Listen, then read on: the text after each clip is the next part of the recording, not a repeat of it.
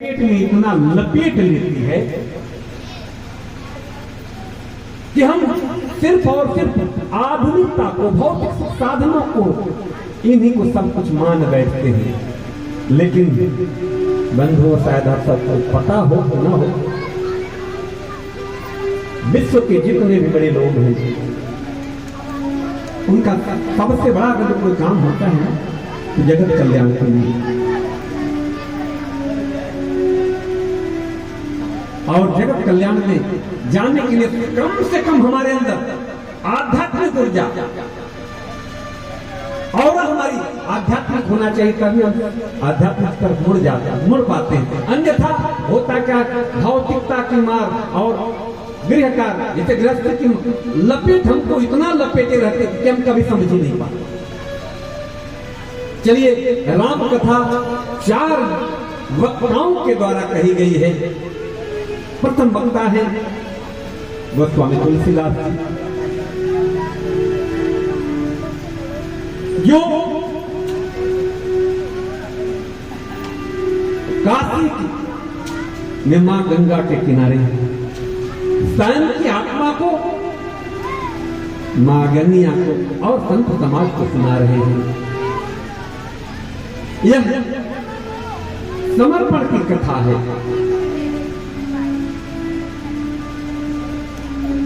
अब इसी कथा को दूसरी जगह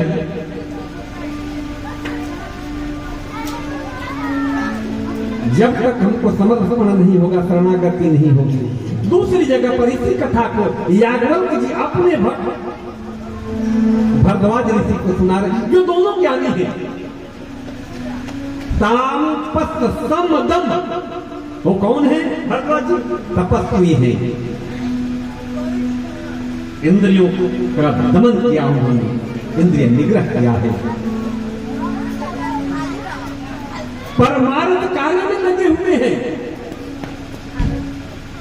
ऐसे महाज्ञानी संत भरद्वाज जी को उनके गुरुदेव याज्ञवल्क्य जी सिखा रहे हैं। अब दोनों परम ज्ञानी हैं, राम कथा के दोनों मर्मज्ञ हैं, फिर इसकी क्या जरूरत है? दोनों जानते हैं कथा के बारे में। तो बड़ी सुंदर बात है कि कर्म क्या सर्वोत्तम है, तो कहीं न कहीं कथा चलनी चाहिए। राम, कई बार लोग कहते हैं कि भाई राम ही क्या और देवता नहीं है क्या? इसका मिलेगा विवरण आगे, हम जब चलेंगे अयोध्या कांड में, अरण्य कांड में, तो नारद राम संवाद आया है, वहां पर बड़ा सुंदर इसका विवरण है। लेकिन भोजपुरी में कहल जा तो लोग जन्म भर झगड़ा करत रहे कि राम के नाम मानी, लेकिन जय दिन का नाम पर पड़ गए, जय दिन का नाम पर चढ़ गए 4 जाने की। हाँ, तो एक के बाद कहा क्या हो, क्या कहा जलो के राम नाम सत्य है। आप सबका यही मतलब जन्म भर झगड़ा करते हैं, लेकिन जब कंधे पे चढ़े तब राम नाम सत्य, उसके पहले राम नाम सत्य नजर नहीं आता। नहीं बंधु, पूर्णतया सत्य है, केवल जीवन में आत्मसात करके तो देखा जाए। जब जीवन में राम नाम आत्मसात हो गया तो फिर ये यात्रा वहां से यहां तक चलती है। अरे भाई, मैं कोई बाहर का नहीं हूं, कुछ ऐसा विशेष भी नहीं हूं, आप ही सबसे पढ़ा लिखा सीखा। लोग कहते हैं कई बार हमसे, प्रणाम प्रणाम गौरानी, बहुत बहुत धन्यवाद आप सबका कि आप ऐसे कैसे। तो कल भी मैंने इसकी चर्चा करी थी, एक बात बताई थी, गुरु कृपा, गुरु कृपा ही सर्वश्रेष्ठ है। गुरु की कृपा होती है तो क्या होता है, हमारा पथ आटो स्वतः बदलने लगता है। तो अब राम कथा दूसरी जगह परम ज्ञानी याज्ञवल्क्य जी भरद्वाज जी को, ये कर्म कांड का घाट की कथा है, जहाँ कर्म क्या है, तो सर्वोत्तम कर्म है राम नाम, भगवत नाम, शिव नाम, देवी नाम, बौद्ध नाम। कई बार लोग कहते हैं अरे बौद्धिस्ट है, बौद्ध भी मेरा ही है। हमारे 24 अवतारों की जब गणना होती है तो महात्मा बुद्ध भी हमारे हैं। शायद उनको ये एहसास नहीं, उनको पता नहीं है कि महात्मा बुद्ध कौन है। तो भाई जिसको पते नहीं कि हमारे, अब जैसे ऐसे ही एक दिन चर्चा होने लगी, अरे भाई बम्बैया में बानी तो बहुत लोग भेटा जाला कि तो श्रीनगर के बारे में कहा जानता हूँ। एक आदमी लगे बताया 30 साल हो गया आपको तो गई भी ना, अकेला खाली कथा करे जाल, तारा का पता। मैं बोला श्रीनगर के बारे में मैं बताऊं बाबू, तो शायद आपको पता ना हो। हम खाली इतने पूछने की बताओ श्रीनगर पहला प्रधान के और का कई क्या हमारा तो नाम मालूम, हम जनता हम समझ बतिया। यहाँ मुझे लगता है कि यहाँ भी काफी लोगों को नहीं पता होगा। जहां है इस गांव में उन्होंने क्या किया इस पे हम चर्चा करेंगे, लेकिन क्योंकि कर्म क्या करना है, सर्वश्रेष्ठ कर्म है भगवत नाम, भगवत कीर्तन, श्रवण। अब नवधा भक्ति में हम इस पर चर्चा करेंगे। आज मैं खाली संक्षेप इसीलिए कर रहा हूँ ना कि कल करूंगा कि थोड़े आवल लोग नहीं तो हम लोग देखता नहीं कि अब बुलावे खाते हमारा दूसरा खेल करेंगे पहले। हाँ आगे अब तीसरी जगह जो घटना घट रही है कि मेरी माँ भगवती पराम्बा पार्वती बाबा भोले से पूछती है प्रश्न, हे बाबा वो राम कौन है? क्या अयोध्या में जो राजा दशरथ के राम वही भगवान है? भगवान शंकर ने कहा कि मेरे वही हैं। इसका मैं विस्तार से आपको विवरण बताऊंगा। और यहाँ तीसरी जगह कथा कही गई, माँ को संशय हुआ है, तो संशय अर्थात संशय हरने के लिए जो कथा कही गई ये ज्ञान घाट की कथा है। और चौथी कथा जो है काकभूषण जी सुना रहे हैं गरुड़ जी को। पक्षियों में सबसे,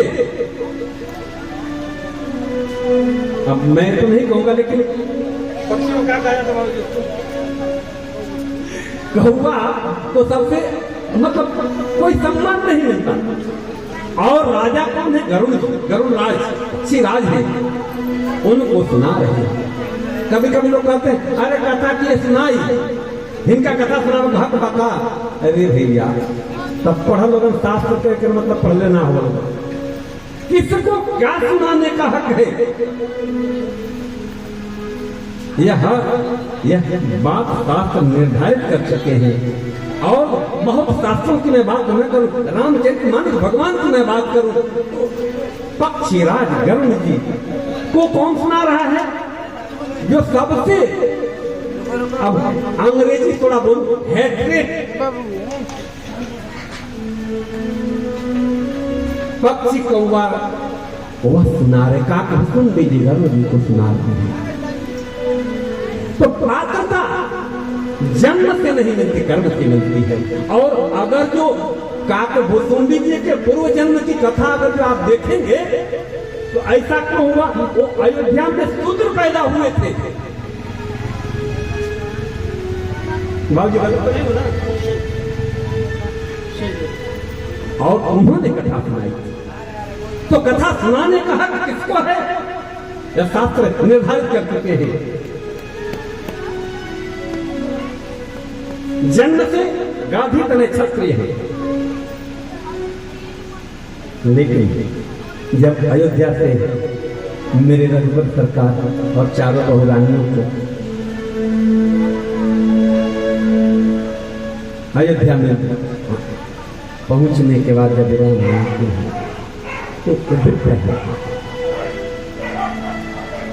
हम शास्त्रों का अध्ययन छोड़, इसलिए हम इतना कंफ्यूजन में जीने लगे हैं कि किसको क्या करना चाहिए।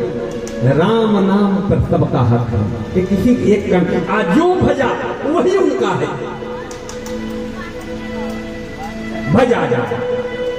अभी पिछले विश्वकर्मा पूजा आता है, 17 सितंबर को आता है। मेरी 3 दिन की कथा थी मेरे आचोले गांव में ही। हमारी यही टीम है, वो टीम जो जुड़ी है हमारे साथ जुड़ी है। जब हम विश्वकर्मा पुराण की कथा कहने लगे तो लोग बोले कह रहे विश्वकर्मा जी सब कुछ हैं सब कुछ, जानिए पढ़िए, हैं कौन? बिना पढ़े हम लोगों ने निर्णय ले लिया कि बड़का है, छोटा है, हल्का है, करके। अरे कर्म सर्वोत्तम कर्म है राम कर्म, पुण्य कर्म किया जाए और जो किया गया, जो किया वो पाया। सबरी कौन हुई मेरी मां। और आगे थोड़ा बढ़ू कि बहुत लोग कहां कहां हो जाते हैं पैदा, लेकिन क्या क्या प्राप्त करते उसका विवरण रामचरितमानस में है, आएगा। तो चलिए हम पहले राम कथा है क्या, हम भजन के माध्यम से समझने की कोशिश करते हैं। परम पूज्य प्रातः स्मरणी श्री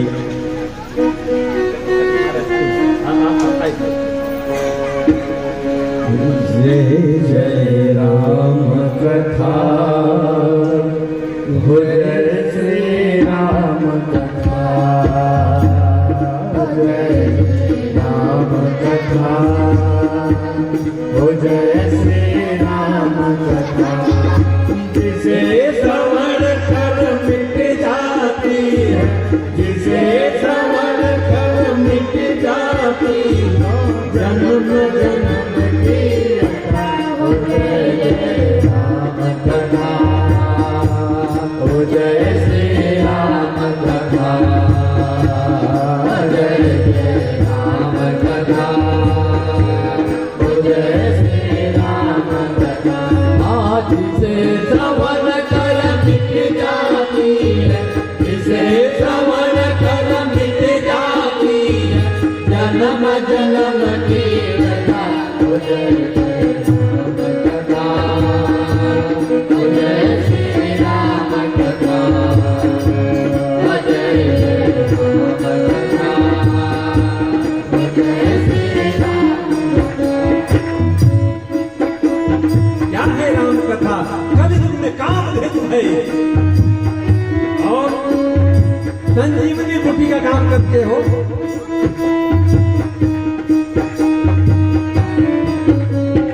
राम कथा कलिका मत गाई, जन सजीवन मूड सुहाई। राम कथा कलिका मत गाई, सुजन सजीवन मूड सुहाई। राम सकल जन रंजन, राम कथा कल कल सब राम सकल जन रंजन, राम कथा कल कल सब तेरा परमारथ बन जाए, तेरा परमारथ बन जाए। श्री नारद कल लता हो जय जय राम कथा, हो जय श्री राम कथा, जय जय राम कथा, जय श्री राम कथा। आज से श्रवण कर मिट जाती है, जिसे श्रवण कर मिट जाती है, जन्म जन्म की कथा, जय जय राम कथा, जय श्री राम कथा, जय जय राम कथा, जय श्री राम। देखिए कलयुग में लोग कहते हैं मोह और माया, एक समझिए कि महिषासुर रूपी राक्षस के रूप में सबको पकड़ा हुआ है। अब महिषासुर मर्दिनी कौन है? कालिका। राम कथा कलयुग में मोह और माया से ग्रसित जीव के लिए कालिका के समान है। महामोह महिषेष विशाला, राम कथा कालिका करा। महामोह महिषेष विशाला, राम कथा कालिका करा। राम कथा सत किरण समाना, संत चकोर कहेगा।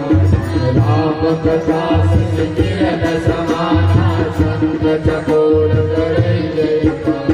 सुन कर तो भी अमर हो जाए, सुन कर तो भी अमर हो जाए।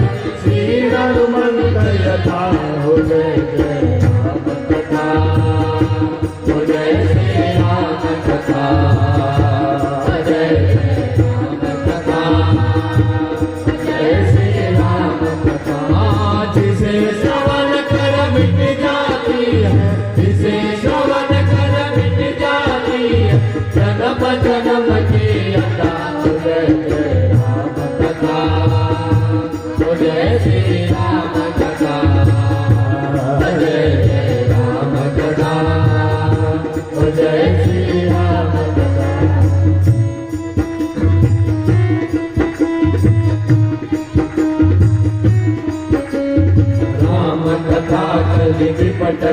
कथारी सादर सुन गिरिराज कुमारी राम कथा कई विपद पुकारी सादर सुन गिरिराज कुमारी राम कथा सुंदर करनारी संशय रावण मारी राम कथा सुंदर करनारी संशय तेरा सब संशय भागेगा तेरा सब संशय भागेगा माँ पार्वती करेगा हो जय जय राम कथा हो जय श्री राम कथा हो जय जय राम कथा हो जय श्री राम कथा जिसे श्रवण कर मिट जाती जिसे श्रवण कर मिट जाती जन्म जन्म की कथा हो जय जय राम कथा हो जय श्री राम कथा हो जय जय राम कथा हो जय श्री राम कथा। यहाँ पर एक बात समझने की है, जहाँ भी राम कथा सतत चलती है उस स्थान को देख करके भी हमारा मोह नष्ट हो जाता है। इसका सबसे बड़ा प्रमाण है जब गरुड़ जी को मोह हुआ और जब काक भुसुंडी जी के आश्रम को देखे हैं तो केवल आश्रम देख करके उनका मोह नष्ट हो गया। केवल गए थे अपने संशय के समाधान के लिए, नारद जी से मिले, ब्रह्मा जी से मिले, बाबा भोले त्रिपुरारी से मिले, लेकिन उनका संशय भंग नहीं हुआ। लेकिन वह स्थान जहाँ राम कथा सतत चलती है, सदैव चलती, उस स्थान को देखते ही अर्थात काका भुसुंडी बाबा के आश्रम को देखते ही गरुड़ जी का संशय नष्ट हो जाता है। यहाँ पर 3 जगह पर कथा क्या महत्ता कथावाचक सुना रहे हैं। एक कथा का श्रोता ही क्या कह रहे हैं, सुनिए आइए। सुनहु तात जहि कारण आहो सो सब भयउ तरस कर पाय सुनहु तात जहि कारण आया था तो देखते ही समाप्त हो गया।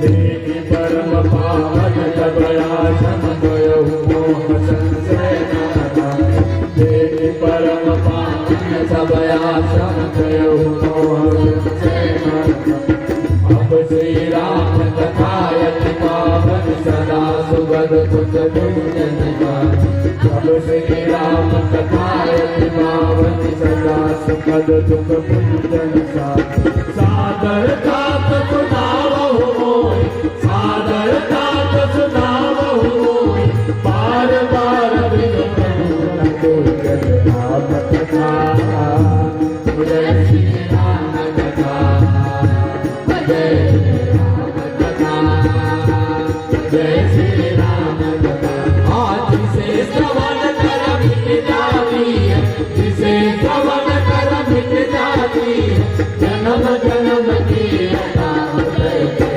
राम कथा जय श्री राम कथा जय अब आगे देखिए, बड़ी सुंदर हम सबको प्रमाण दिया गया है। अगर जो हमको जीवन में निर्वाण का पद चाहिए, मोक्ष का पद चाहिए, या भाव सागर की जो पीड़ा है इससे निकलना है तो बड़ा साहित्य हो, कोई ज्यादा करने की जरूरत नहीं है। कलयुग एक मतलब कलयुग का एक ही मंत्र है, कलयुग केवल नाम आधारा। अब देखिए, जब जब करके नहीं हो सकता तो सुना ही सुन करके भी नर भाव से पार हो सकता है। केवल सुनते रहा जाए, कहते रहा जाए।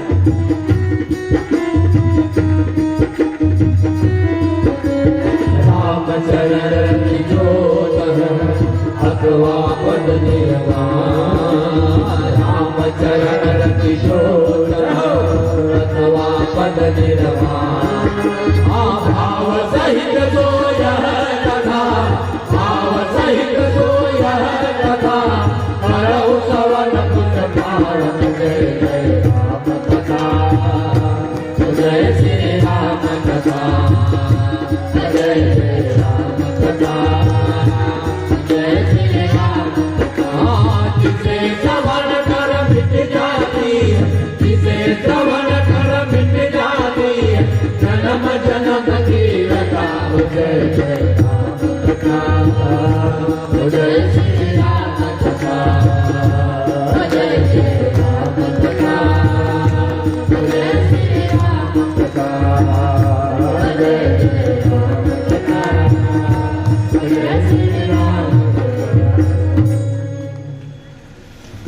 देखिए, मैं अपने परम सौभाग्य को यहाँ वर्णित करूं, हालांकि घड़ी घड़ी बात करना उचित नहीं, लेकिन मैं इस वक्त अपने को परम सौभाग्यशाली मानता हूं कि गदहिया गोल में जिनके साथ पढ़ा, शायद सुशीला है, सुशीला होगी तो थोड़ा हाथ उठाना। हमारे गदहिया गोल की एक थैंक यू श्वेतनाथ शर्मा और राम परवेश जो राम कथा में बड़े सहयोगी हैं, और इस राम कथा की यात्रा की शुरुआत कराने वाले हीरा भाई जो ढोलक के माध्यम, आज मैं कर रहा हूं इसकी शुरुआत ढोलक हीरा भाई ने किया है। मैं सौभाग्यशाली हूं कि जिनके साथ गदहिया गोल में सुना पढ़ा, आज हम सब साथ में कथा का गायन श्रवण सुन कर रहे, और सब जो भाई जिनकी गोद में खेला हूं, जिनके मार्गदर्शन में रहा हूं, आप सब तो है ही हैं। एक मंत्र मुझे याद है जो कितना भैया दिए थे, शायद आप भूल गए हो। हे प्रभु के सत्ता विना, हे प्रभु के सत्ता विना, हे प्रभु मंगल पत्ता तक हिलता नहीं, याद बात भुला गए, बोले बताओ हुआ क्या कि जीवन में हमेशा संघर्ष आते रहता है, कभी मन बिगड़ता है तो भगवान से भरोसा उठता है। बड़ी सुंदर बात। देखिए, हम जिनके साथ रहते सबसे कुछ न कुछ लिया जा सकता है। हम ना, हमारी दृष्टि हमने गड़बड़ कर दी है। एक भजन में गाऊं, दोस्त गैरों का, कि हमारी दृष्टि क्यों गड़बड़ हो गई है कि हमने पर दोष दर्शन को, उत्तरकांड में इसका बड़ा सुंदर विवरण है। 7 प्रश्न है और 7 प्रश्न का उत्तर दिया है। पर दोष दर्शन दुनिया का सबसे बड़ा पाप है। पर दोष दर्शन करेंगे तो क्या करेंगे? निंदा करेंगे। तो क्या करें? पर निंदा सम नहीं अधमाई, दूसरे की निंदा के समान कोई अधम काम नहीं है, कोई नीच काम नहीं है। और इसकी शुरुआत कैसे होती है? जब हम किसी में दोष दर्शन करने लगते हैं। उसका नंबर पावा हम लोग बता दो, चलिए।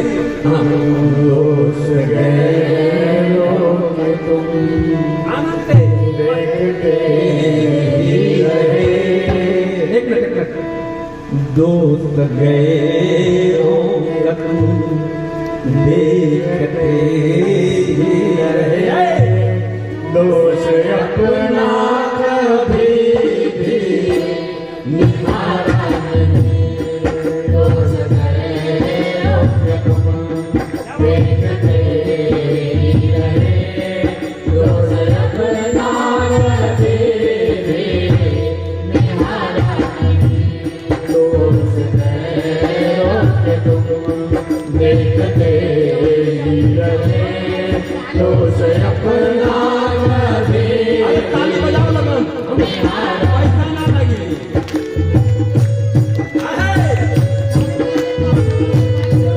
हमारी दूर करती है।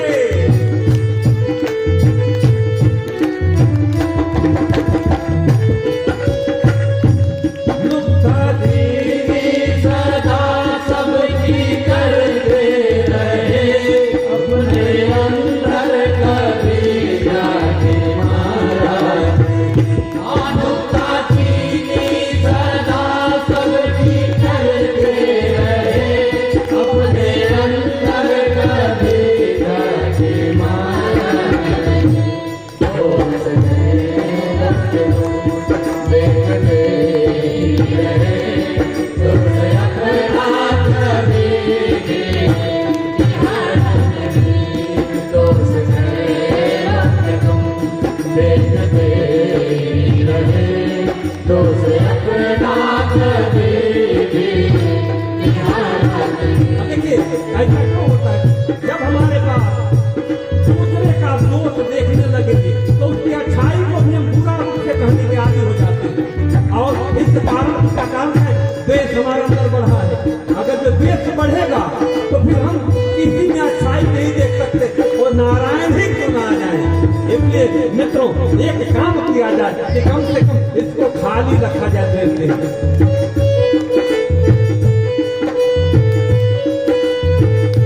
इसका भी कारण है।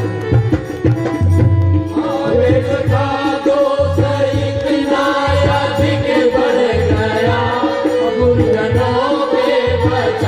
को बेचारा दोष ना देश इतना अधिक बढ़ गया दुर्गतों के वचन को बेचारा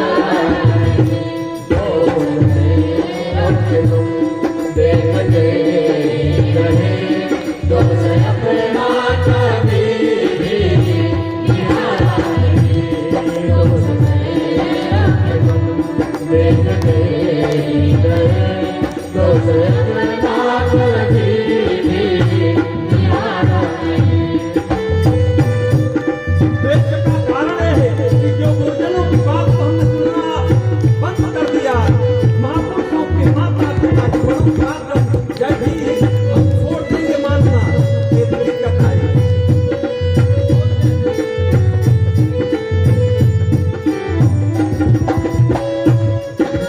जो भिक्षुवाणी समय है आगे बिना कहना किसी बेचेता आवाज वो भिक्षुवाणी समय है आगे बिना कहना किसी बेचेता आवाज वो भिक्षुवाणी समय है आगे बिना कहना किसी बेचेता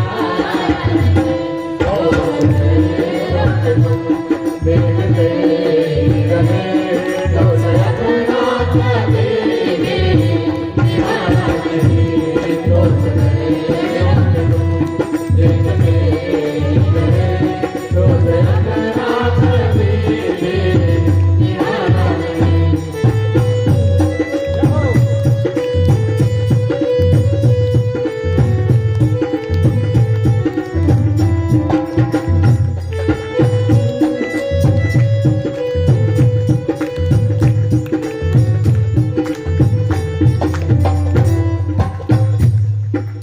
जय हो जय। देखिए, चूंकि मैं चिकित्सक हूँ और चिकित्सा की एक विधा है आपको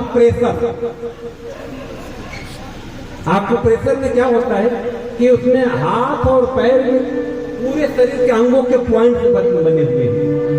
तो ताली का क्या फायदा होता है कि जितने शरीर के अंदर के ऑर्गन हैं, हृदय, हार्ट, हृदय, फेफड़ा, किडनी, ब्रिक, जो हिंदी में कहते हैं, सबके पॉइंट इसमें हैं। हमको अगर जो कुछ नहीं पता है तो केवल तो अनजाने में हमारे शरीर के हर अंगों का मसाज होता है। इसलिए कल महाराज जी ने भी कहा और मैं भी कह रहा हूँ, आधे लोग के हार्ट के ब्लॉक की बीमारी खत्म हो जाएगी, तनाव खत्म हो जाएगा। इसलिए आप कुछ ना करें, कुछ ना तो तालियां बजाया करें, आनंद आएगा और सबसे बड़ी बात हम कनेक्ट भी कर पाएंगे।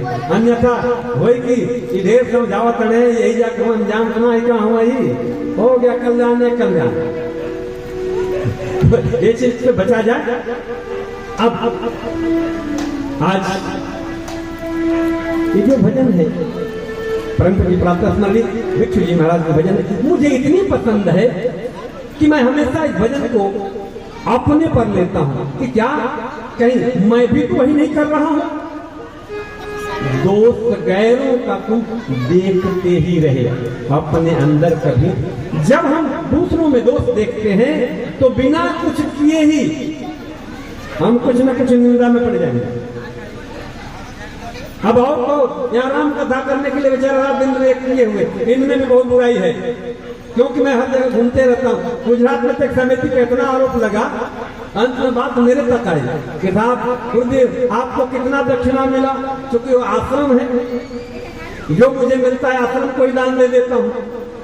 तो लिखा गया था 1.5 लाख रुपया, कथावाचक को 1.5 लाख रुपया मिला। हाँ मेरे पास मिला और मैं ले जाके आश्रम में दान कर दिया। अब वो डोनेशन में आ गया। अब समिति वाले कह रहे हैं इतना पैसा के लोग खा गए समिति वाले, आपको तो मिला ही नहीं। दोनों अपने अपनी जगह पे सही थे। समिति वाले ने मुझे दिया था और समिति को मिला था, ये भी सही था। तो बंधुओं, ये आप लोग को मिलेगा, टेंशन मत करिए। कई लोग तो कहीं कियामत में पिछले साल हमारे गड्डी बांध के लेके गए हैं, साल का भाग काहे बढ़ भैया आप सबके आशीर्वाद बना रहे, बहुत गड्डियां आती हैं, बहुत जगहों से आती हैं, आप सबका आशीर्वाद प्रेम बना रहे, इतना बहुत है। और मैं एक संकल्प लिया हूं, इस संकल्प में आप सबका सहयोग भी चाहिए। एक सूत्र है, जिस स्थान पर, जिस ग्राम सभा में, जिस 11 साल लगातार कोई भी यज्ञ प्रयोजन हो जाए, वह स्थान तीर्थ क्षेत्र बन जाता है। इसका सबसे बड़ा प्रमाण, यहाँ जितने भी बड़े बुजुर्ग लोग बच्चे हैं, नए बच्चे को नहीं जानते हैं, जिस स्थान पर बैठे हैं यह सिद्ध पीठ है। आप सबको पता है कि नहीं, मैं नहीं जानता, मैं शास्त्र पढ़ा तब मुझे समझ में आया, क्योंकि हम बचपन से देख रहे हैं रामलीला यहाँ होती है, बचपन से देख रहे हैं, कुछ नहीं हुआ तो गोवर्धन पूजा बहुत यही होती है, आप तो बाहर क्या करें। और इस कारण हम पिछली बार जब कथा करने आए थे तो कोई प्रयोजन नहीं था, मैं किसी को बताया भी नहीं था। इस बात को आप लोगों ने प्रचार भी किया है, पिछली बार मैं किसी को बोला ही नहीं, मैं डायरेक्ट आया कि अपने द्वारे पर कथा कर, चलो बाबूजी चले गए, कम से कम यही करूँ एक काम, क्योंकि पिताजी को राम कथा बड़ी पसंद थी। मैं 2015 में पहली बार राम कथा नालेश्वर मंदिर नाला सभारा में मैं किया था। उस समय न मेरे पास लय था, न ताल था, न टीम थी, लेकिन फिर भी बड़ी पसंद आती थी, वो भयंकर रहते, भयंकर सुनने। तो मुझे लगा कि चलो अपने द्वारे पे खड़ा होकर बाबूजी की आत्मा को वहां सुनाऊंगा। लेकिन मेरे आनंद सुनने लगे, मेरी बहू रानी ने आग्रह किया कि भैया क्यों न उस स्थान पर हो जाए। मैं बोला इस स्थान का तो मैं ऋणी हुआ, इस स्थान का पूरा गांव ऋणी है। अगर यह सौभाग्य मुझे मिलता है तो मेरा परम सौभाग्य हो कि जिनके हाथ से, जिनके हाथ, अब चाचा बता रहे थे, जिनके हाथ से मैं डंडा खा करके क्या कहरा सीखा हूं, जिनके हाथ का डंडा खाकर मैं क्या कहरा सीखा हूं, चाचा जी हमारे स्वर्गीय परम पूज्य प्राप्त नहीं महेंद्र चाचा जी, उन्होंने हमको प्राइमरी में पढ़ाया है। तो कर्ज तो नहीं कर सकता, लेकिन चलो उनके स्थान पर करके कथा सुनाऊंगा तो दोनों काम हो जाएगा। गुरु में भी थोड़ा सा चला जाएगा पुणे का फल, और यहाँ हुआ तो पूरे गांव का हो जाएगा, तो गांव का भी थोड़ा कर्जा उतर जाएगा। अगर ये कथा आप लोग थोड़ा भी सहयोग देते रहे, लगातार अगर ये 11 साल कथा कर दी गई इस स्थान पर, यह गांव परम तीर्थ बन जाएगा, ये मेरा विश्वास है, मैंने किया है, देखा है। ये नियम मैंने कह रहा हूं, शास्त्र कह रहे हैं। अब मुझे लगता है कि मेरा गांव इतना प्यारा है कि आग्रह को जरूर स्वीकार करेगा, और मेरे अनुजनते से लगे ही हुए हैं। मेरी माताएं बहनें बेचारी, हमको भी पता है कि यहाँ जाने के बाद थोड़े बेलहू के परिचय कुछ जेल के आए हुई। बहुत बहुत धन्यवाद आपका परिश्रम में जानता हूँ। कई बार लोग नहीं जानते हैं, कुछ लोग तो कहे लगता, लेकिन मैं जानता हूँ आपका परिश्रम, क्योंकि एक चिकित्सक हो, एक माँ को, एक महिला को माँ बनने में कितना दर्द झेलना पड़ता है, ये मैंने महसूस किया हूँ एक चिकित्सक होने के नाते। उसके बाद आप अपनी पीड़ा को भूल जाते हैं, ये उससे भी बड़ी बात है। हमको कोई एक बार पीड़ा हो जाए तो हम गली में जाना बंद कर दे, जाएंगे क्या, कहीं एक बार थोड़ी थपड़िया दिया गया अच्छे से तो। लेकिन मेरी माँ आप सब कितनी धन्य है, इतनी असह्य पीड़ा के बाद भी आप हमको पैदा करके आनंद में रहते हैं। नंदो, इसलिए हमारी सनातन संस्कृति में पूजनते यत्र नार्या रमनते तत्र देवता, इसलिए हमारे वेदोक्त है कि जहां माताओं बहन, अगर जो घर में स्वर्ग लाना है तो कुछ मत करिए, घर में स्वर्ग लाना है तो कुछ मत करिए, माताओं बहनों का सम्मान करना शुरू करिए। और कुछ लोग बड़े शान से बोलते हैं, कहूं कि नारियों में 8 अवगुण पहले होता है। भैया कुछ एक बात बताएगा, एक आतंकवादी कह दे कि नहीं ये आदमी बहुत खराब है, तो बात को मानेंगे क्या आप लोग? आप लोग जवाब चाहिए मुझे, मानेंगे क्या? नहीं मानेंगे ना। तो 8 अवगुण नारी में किसने बताई है? उस समय का आतंकवादी था रावण ने महिला माताओं में 8 अवगुण देखा है, और वही कह देते हैं, बड़े लोग ठाट से बोलते हैं कि ये 8 अवगुण होता है। उस पर विस्तृत चर्चा करूंगा मैं जब लंका कांड पर। नहीं, आप पूछिए।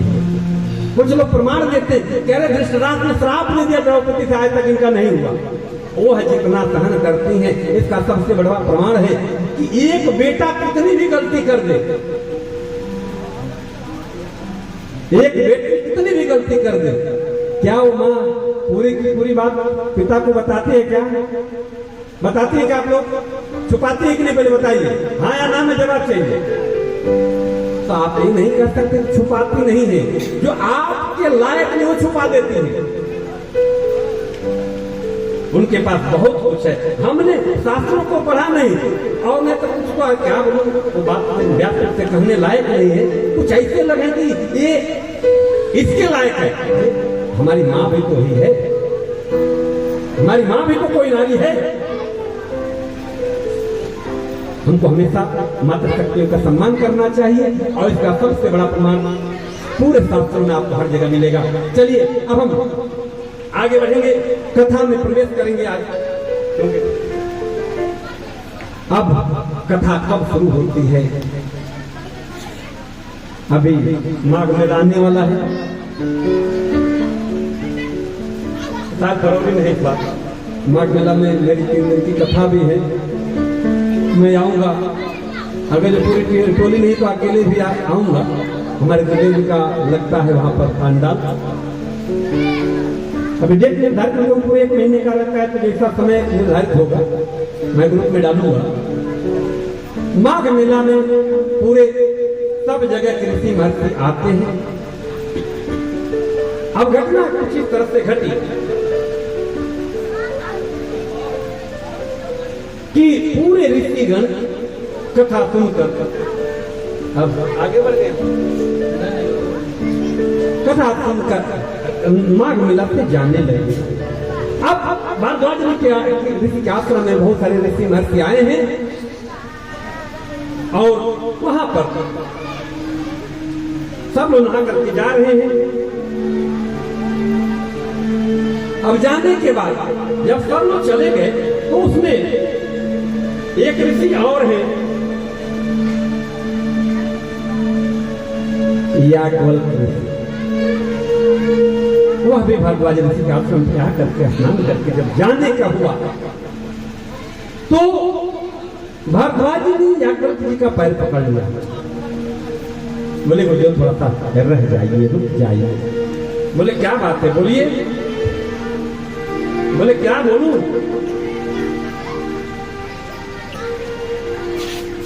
मुझे कुछ संदेह हो गया है मेरे मन में, उसका निराकरण करना है।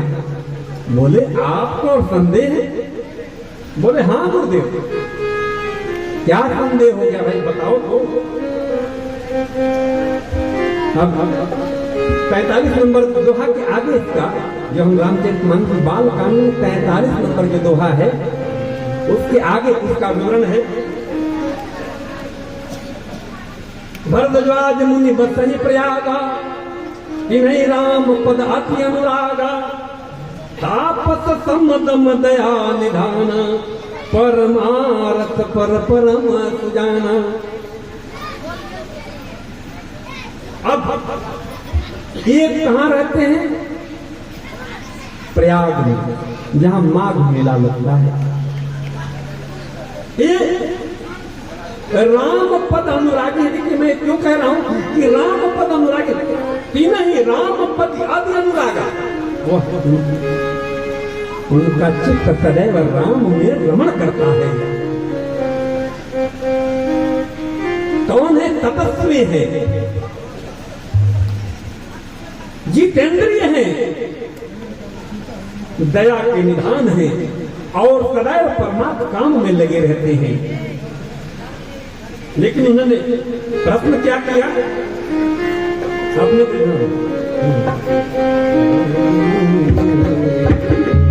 नाथ एक संग सर्वण मोरे, करत वेद सुर मोरे। नाथ एक संग सर्वण मोरे, करत वेद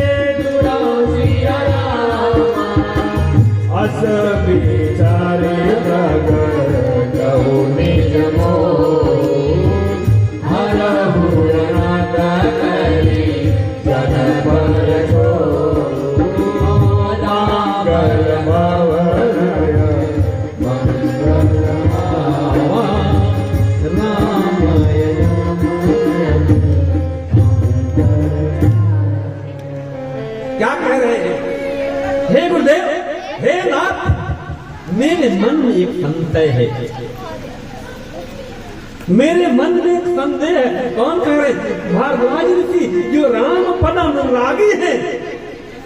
गुरुदेव याज्ञवल्क्य जी से क्या कह रहे हैं कि मेरे मन में एक संदेह है, और वह कहने में भय भी लग रहा है कि आप मेरे गुरुदेव हैं, और लाज भी आ रही है, इतनी छोटे प्रश्न आपसे कैसे करूं। देखिए, मैं युवान भाई बहनों से एक आग्रह करूं, जितने भी परीक्षार्थी विद्यार्थी हैं, हालांकि ये ऋषि बात है कि कभी भी मन में कोई संदेह हो, कोई बात समझ में ना आए, तो अपने बड़े बुजुर्गों से, अपने गुरुजनों से बारंबार पूछिए, भले भी आपको इसके लिए अपमान झेलना पड़े, भले ही इसके लिए आपको अपमान भी क्यों नहीं, बारंबार प्रश्न को करिए। उससे क्या होगा? आपके अंदर वो ज्ञान अपने आप आ जाएगा। महामुनि है, ज्ञानी है, क्या करें कि मुझे भय और लज्जा दोनों आ रही है, फिर भी मैं अगर ये बात नहीं कहूं तो मुझे बहुत अकाजा, मतलब अज्ञानी ही रह जाऊंगा। जो बात नहीं समझ आ रही उसको पूछिए, नहीं पूछेंगे तो आप अज्ञानी ही रह जाएंगे, मैं अज्ञानी ही रह जाऊंगा। इसलिए जो बात समझ में ना आए उसके लिए पूछना ही चाहिए। अब ऐसा क्यों?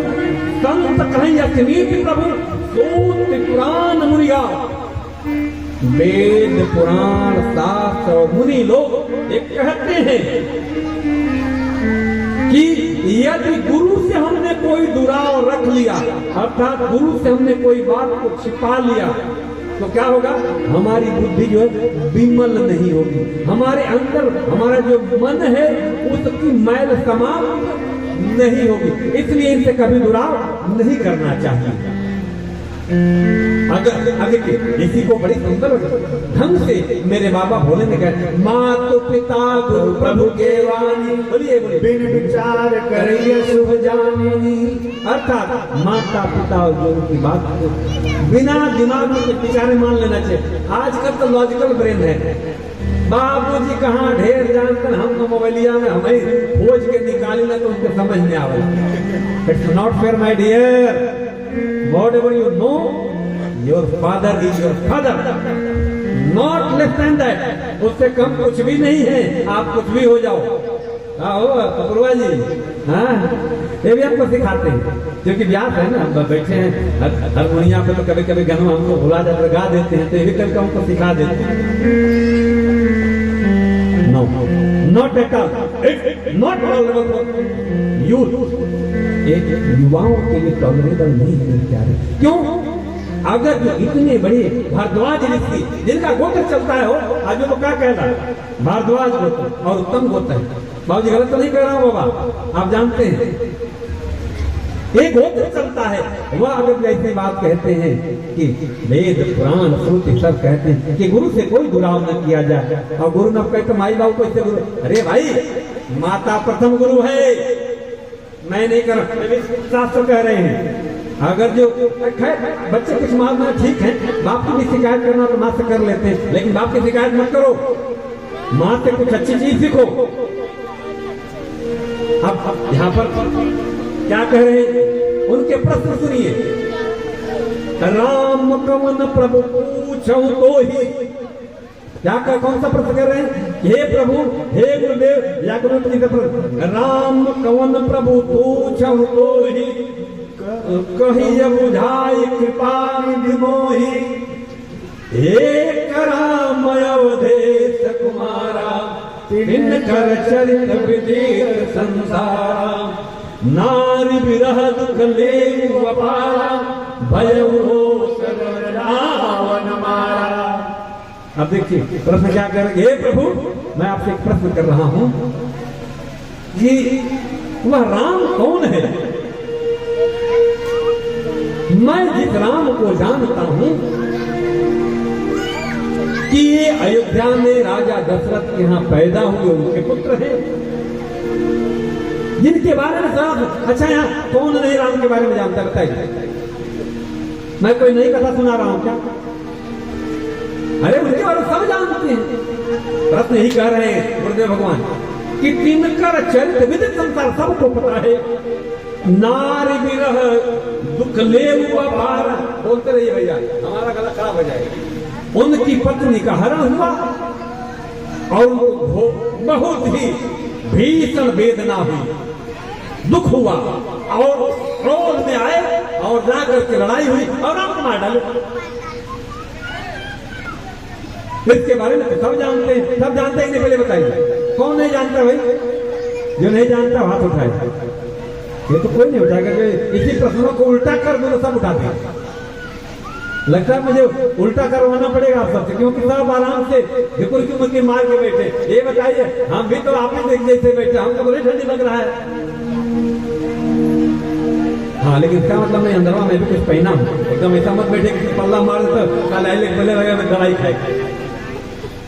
हाँ, अब प्रश्न क्या है? प्रभु सोई राम के अपर को जाहि जपर त्रिपुरार, सत्य धाम सर्वज्ञ तुम कहूं विवेक विचार। क्या जिसकी बाबा बोले सदैव राम राम राम राम राम राम सदैव जपते हैं, क्या वही राम है? आपकी कोई और है? हे प्रभु, आप विस्तार से मुझे बताइए। अब प्रश्न किसके बारे में पूछ रहे हैं? थोड़ा इंटरैक्ट करिए मुझसे। प्रश्न किसके बारे में पूछ रहे हैं? राम के बारे में ना। अब देखिए, आज जब भाई देवे आपसे कोई पूछे कि भाई दिगड़ा कहने बा,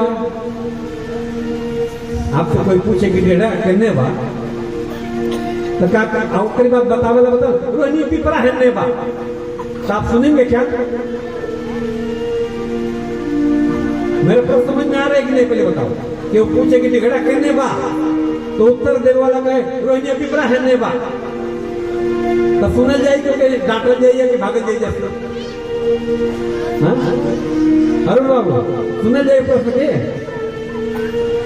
लेकिन देखिए, ये होता है साधु, ये होता है महात्मा, ये होता है ज्ञानी। बाबा भारद्वाज ने प्रश्न क्या पूछा? राम के बारे में। लेकिन गुरु ने क्या कहा? अब देखिए, वहां राम का पता नहीं बता रहे, वो शंकर का पता बता रहे, शंकर के बारे में बता रहे। तो बात ऐसे ही कुछ नहीं हो कि प्रश्न पूछा जाए दिगड़ा बताओ कि रोहिणी पिपरा। भारद्वाज जी क्या पूछ रहे हैं कि राम कौन है, उनके बारे में बताइए। और बाबा भर याग्वल जी के क्या बता रहे हैं? शिव के बारे में। अब देखिए, ऐसा क्यों? इसके पीछे यहाँ कुछ लोग जो लॉजिकल ब्रेन के होंगे, जिनका का तार्किक दिमाग बहुत ज्यादा हुई, वो का अरे उल्टा सीधा है, कुछ नहीं बतियाते हैं। लोग कहेंगे कि नहीं, हम तो पूछ रहे हैं देगड़ा के बता रहे पिपरा, ये तो पूछ रहे राम के बता रहे शिव को। यहाँ एक बहुत बड़ा तथ्य है। गुरु हमेशा शिष्य की परीक्षा लेता है कि ये जो प्रश्न पूछ रहा उसके लायक है कि नहीं। ध्यान रखिएगा महाराज जी, कब आप हमें खाते थे निकले याद रहा, शिष्य उस लायक है कि नहीं, हमेशा उसकी परीक्षा करता है। और यहाँ से फिर बाबा ने, याग्वल बाबा ने कथा सुनाई। चलिए भजन इसको इतना सुंदर ढंग से बताया है। क्या बताया है? अब यहाँ क्या करें कि सुना हो तात सुनो सादर मन लाई, बता कर रहे भटौली, कह रहे कि आदर के साथ सुनिए। तात सुनो सादर कहाई राम के कथा सुहाई। अब यहाँ पर वही हमने किया राम कथा की महिमा महामहिम। अभी हमने बात किया इसके जो कलिकाल की औषधि है। याग्वल जी क्या कर रहे हैं कि राम कथा मैं सुना रहा हूं। जिस तरह से आपने कोई नया प्रश्न नहीं किया है, ऐसा ही एक बार प्रश्न, अब ऐसा ही प्रश्न, ऐसे ही प्रश्न किन्न भवानी महादेव तब कहा बखानी। खुद भी नहीं करेंगे, मैं कह रहा हूँ जैसा आपने प्रश्न किया है ना कि राम कौन है, ऐसा ही प्रश्न माँ भगवती पार्वती बाबा भोले से एक बार प्रश्न करी थी। वही प्रश्न का उत्तर जो बाबा भोले ने दिया था वही मैं देने जा रहा हूँ। अपने पे नहीं करेंगे, मैं कह रहा हूँ, ध्यान रखिएगा।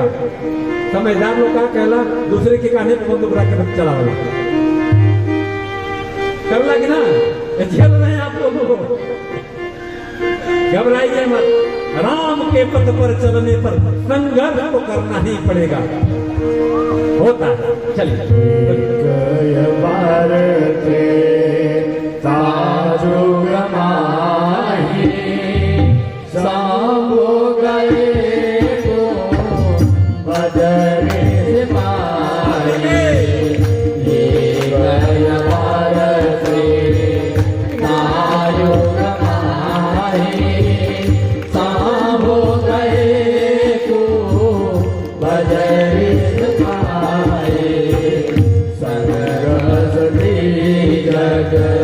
जननी भवानी पूजयरी सिया के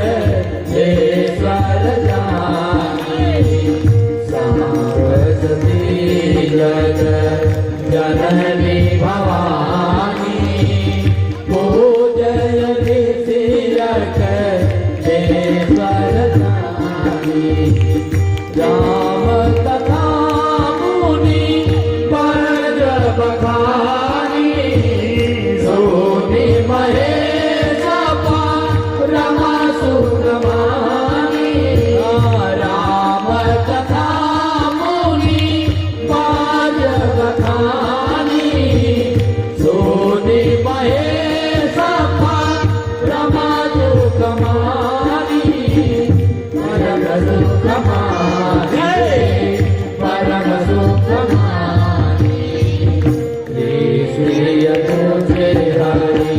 भगति सुहाई कहीं संबोधि पाए पाए।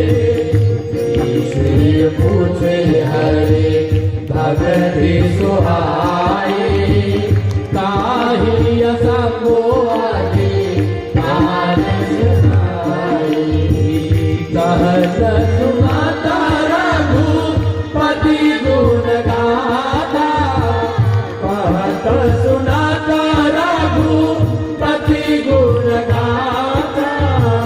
कजोरी नकारा हे गिरिनाथा कृष्ण हे गिरिनाथा। रहे गिरिनाथा रहे गिरिनाथा। मुनि सन भेजा मांगे पुरारी चाले पवन सक दास कुमारी। मुनि सन भेजा मांगे पुरारी चाले पवन सक दास कुमारी।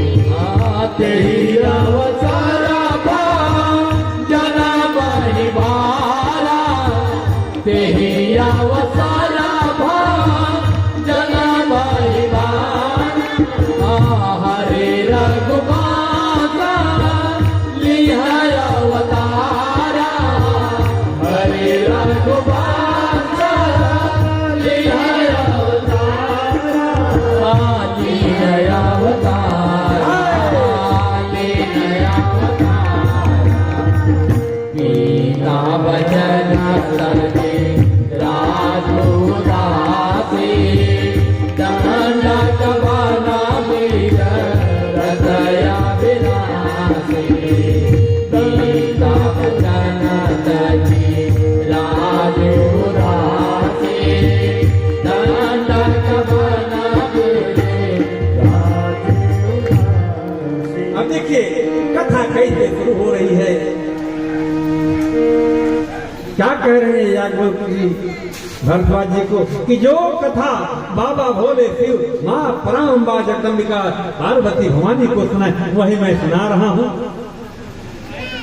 एक बात त्रेता युग की बात है। भगवान शंकर के मन में कथा सुनने का मन हुआ। याद रखिए भगवान शंकर के मन में कथा सुनने की राम कथा सुनने की लालसा उत्पन्न हुई। भगवान शंकर कहाँ रहते हैं? कैलाश उच्चतम गलत नाम बोलते हो। हाँ नहीं भाई, आगे वाला देख लो, गलत गलत बोलते पति वो कर लो, नहीं भाई हूँ मैं यही का गलती निकल सकते हो। कैलाश पर से बाबा जो उच्चतम शिखरों में से है हिमालय के, वहां से चले हैं कहां? कुंभज ऋषि पाई। कुंभज ऋषि बोला कोई कौन है? अगस्त ऋषि। इनका आश्रम कहां है? हमारा नासिक है ना, हम मुंबई वाले जो जाते हैं सबको पता है, वहीं पर इनका आश्रम है। अब देखिए नासिक कहां है? समुद्र तल के किनारे। और कैलाश कहां है? उच्चतम शिखर। बाबा भोले के शिष्य हैं कुंभज ऋषि। कौन है? उनके भगत हैं। कथा सुनने का मन किया, वो रहते कहां? कैलाश। तो चेता बुलवा लेते ना, आ जाओ भाई, चल मुझे कथा सुना। हो सकता है कि नहीं? लेकिन बाबा अपनी अर्धांगिनी जो मां सती भवानी है, जो जगत जननी है, उनको लेकर के अपने शिष्य और कुंभज ऋषि के आश्रम पर आते हैं। कुछ महापुरुषों का यहाँ पर मंतव्य है कि देखिए जब भी कथा सुननी हो तो हम कितना भी ऊंचाई पर क्यों न हो, कितनी भी ऊंचाई पर क्यों न हो, हमको वहां से नीचे उतरना पड़ता है। अन्यथा मन में ऊंचाई लेके कथा सुनने आए तो उसका दुष्परिणाम अगले लाइन में है। बाबा बोले कथा सुनने कहां आ रहे हैं? कुंभज ऋषि के आश्रम पर, अर्थात ऊंचाई पर से नीचे आना पड़ता है। अर्थात अपने मान अभिमान अहंकार इन सबको त्यागना पड़ता है। कैसे? मेरे बाबा भोले कौन है? देवाधिदेव महादेव है, लेकिन कथा सुनने अपने शिष्य के घर आ रहे हैं। बात थोड़ी गड़बड़ लग रही है ना? ऐसा हो लगा भाई? हुआ है, बोला नहीं हुआ है। उनके संग कौन है? संग सती जग जननी भवानी। अब मां भगवती सती भी हैं। अब जब ये बताइए, अच्छा यहां वो बैठे हो और अचानक यहां कोई बहुत विशिष्ट आदमी आ जाए तो क्या होगा? हम पहले उनका सम्मान करेंगे कि नहीं? कथा चलती रहेगी, उनका सम्मान होगा कि नहीं? ऐसे ही कुंभज ऋषि आश्रम में बैठे, लेकिन अचानक क्या देखें कि मेरे इष्ट साक्षात शिव हमारे आश्रम पर मां जगदम्बिका को लेकर पधार गए। अब वो भूल गए कि वो ऋषि हैं। उनकी आरती उतार रहे, पूजा कर रहे हैं। पूजे ऋषि अखिलेश्वर जाने उनको जगत पिता अखिल ब्रह्मांड नायक मानकर के उनकी पूजा करते हैं। कौन? दोनों लोगों को। अब और उसके बाद राम कथा को सविस्तार सुनाते हैं। राम कथा मुनिवर जबखानी सुन महेश परम सुखमानी।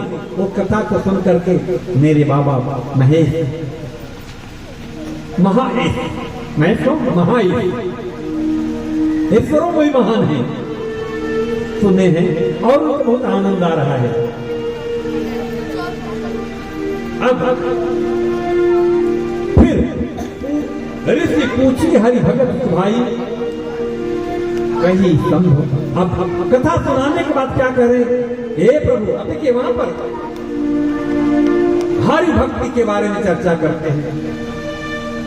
अब पहले तो गुरुदेव भगवान को कुंभज ऋषि कथा सुना रहे हैं, बाद में हरि भक्ति के बारे में शंकर भगवान उनको सुना रहे। इस तरह कहा तो सुनत रघुपति गुंगा था। कुछ दिन तक ये कथा प्राण आपस में एक दूसरे से संवाद होता रहा। वहां पर कुछ दिन तक भगवान भोले निवास किए हैं। अब यहाँ पे देखिए आनंद कौन पा रहा है, कथा कौन सुन रहा है? महेश सुन रहे हैं। वहीं पर जगत जननी मां जगदम्बिका भवानी वो कथा नहीं सुन रही। अब आई तो कैसे? संग सती जग जननी भवानी। अब कथा जो नहीं सुनता है, कथा जो नहीं सुनता है, उसका क्या हश्र होता है। विपद मैं बात कर रहा हूं, डरिएगा मैं डरा नहीं रहा हूं, जो लिखा हुआ ही कह रहा हूं। आई थी जगत जननी जगदम्बिका भवानी बन के, अब कथा नहीं सुनने के बाद अब क्या बन रही है, जाते जाते चले भवानी भवन दक्ष कुमारी, जो जगत जननी है अब वहां जगत जननी है, लेकिन यहाँ पिता के नाम से उनका संबोधन हो जाता है। आज भी ऐसा होता है, आज भी ऐसा होता है। जो हरि भगत होता है, जो भगवत पथगामी होता है, उसको सिर्फ और सिर्फ उसके नाम गाम और पिता से आप जोड़कर नहीं देख सकते। लेकिन आज दुर्भाग्य है हमारे समाज का कि हमने महापुरुषों को भी इसी तरह से देखने का पाप करना शुरू कर दिया है। जो महापुरुष इस जाति को उन्होंने जन्म लिया उसको अपना मान लेते, उसके कर्म और आचरण को नहीं मानेंगे, खाली मानेंगे कि हमारे हम। ये दुर्भाग्य है हमारे सनातन परंपरा का। महापुरुष किसी एक जाति का, एक संप्रदाय का, एक गोत्र का नहीं होता, वो जगत का होता है। मेरे राम किसी एक के नहीं है। आप अगर जो बाइबल जानेंगे तो मुस्लिम धर्म में 124 पैगंबर आए हैं, उनमें भी मेरे राघव सरकार की गाथा है। और आज बहुत सारे ऐसे मुस्लिम देश हैं जहां पर राम उनके इष्ट हैं, सबसे ज्यादा उनकी पूजा होती है। हम लोगों ने क्योंकि अपनी सीमा बड़ी छोटी कर ली है, इसलिए हमने बना दिया कि नहीं, ऐसा नहीं। मेरे रघुवर सरकार सबके हैं, और भी जितने भी महापुरुष हैं हमारे 24 अवतार हैं, अलग अलग जाति धर्मों में अलग अलग स्थानों पर जन्म लिए हैं, लेकिन वो किसी एक जाति के नहीं है। अलग अलग जाति के लोग अपना अलग अलग झंडा बरदार बने हुए हैं। जो मेरे यह सनातन के मानने वालों के द्वारा किया गया, मुझे लगता है व्यापक से थोड़ा समय क्षमा चाहते हैं बातों की, ऐसी अगर ये सोच है तो ये निकृष्टतम सोच है। महापुरुष किसी एक जाति का, एक संप्रदाय का, एक पथ का नहीं होता, तो सबका होता है।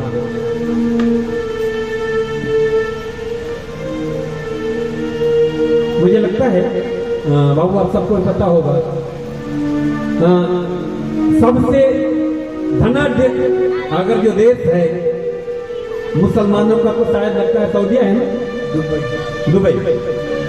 अब वहां पर सबसे बड़ा राम मंदिर बनने का पैगाम चल रहा है, आप सबको पता है कि नहीं? भी गए प्रस्ताव लेकर आए हैं। अब बताइए, उसके बाद कहेंगे कि हमारे हैं, वो किसके नहीं। एक और तो सबसे ज्यादा मुस्लिम रहते हैं, क्या नाम है उसका? ई से नाम है उसका, इंडोनेशिया, मुस्लिम देश है ना शायद। वहां सबसे ज्यादा रामलीला होती है। ये सब वहां सबसे ज्यादा राम की पूजा होती है, और उसके बाद भी हम लटके पड़े हैं। अभी भी हम लोग आपस में झगड़ा करके बैठे हैं अभी तक।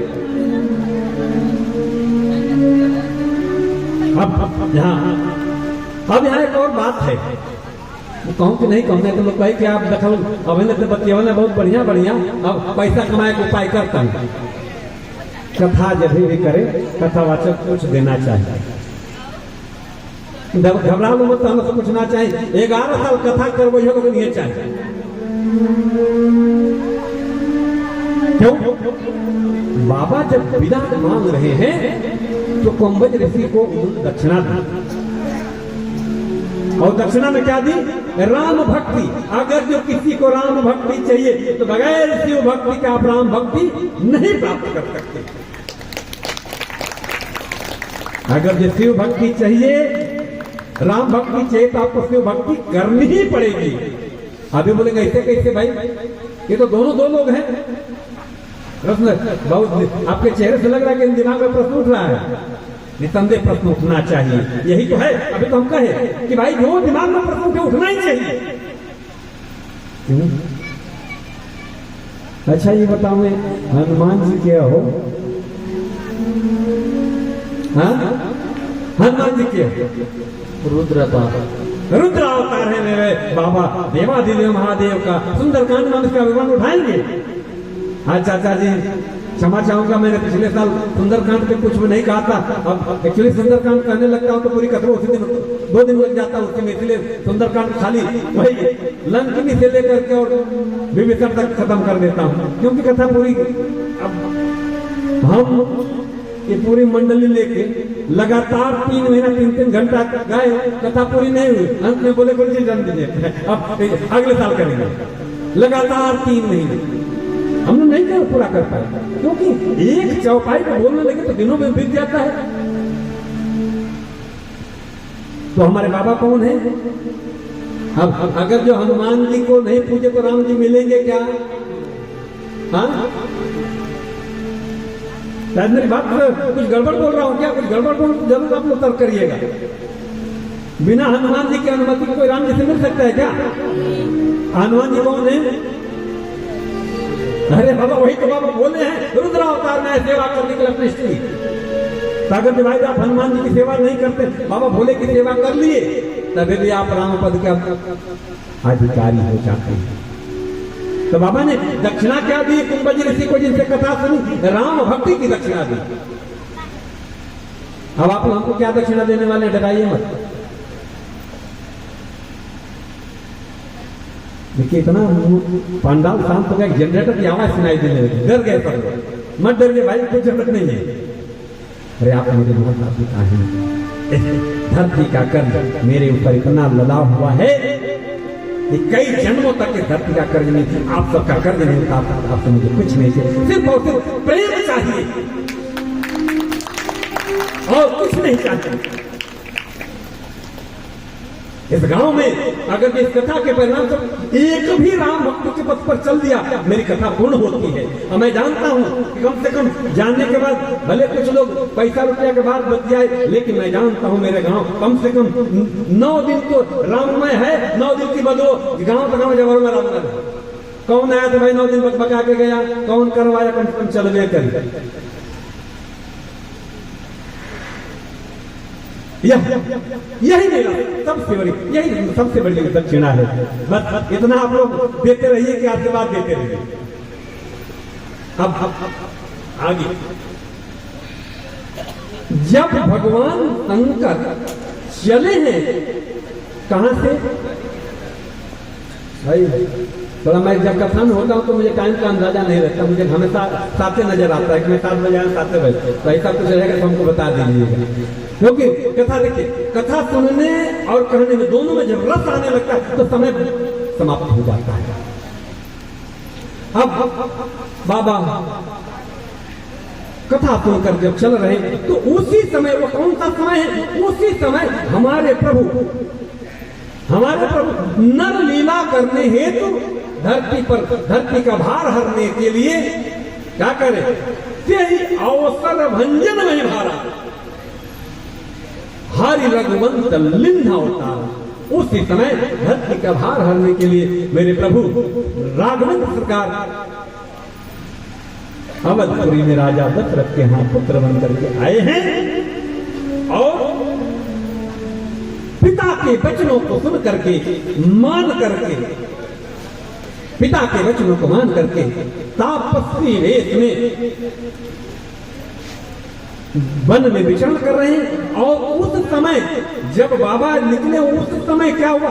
मां सीता का हरण हो चुका है और मेरे प्रभु उस नर लीला को करने हेतु एकदम वियोगी बन गए।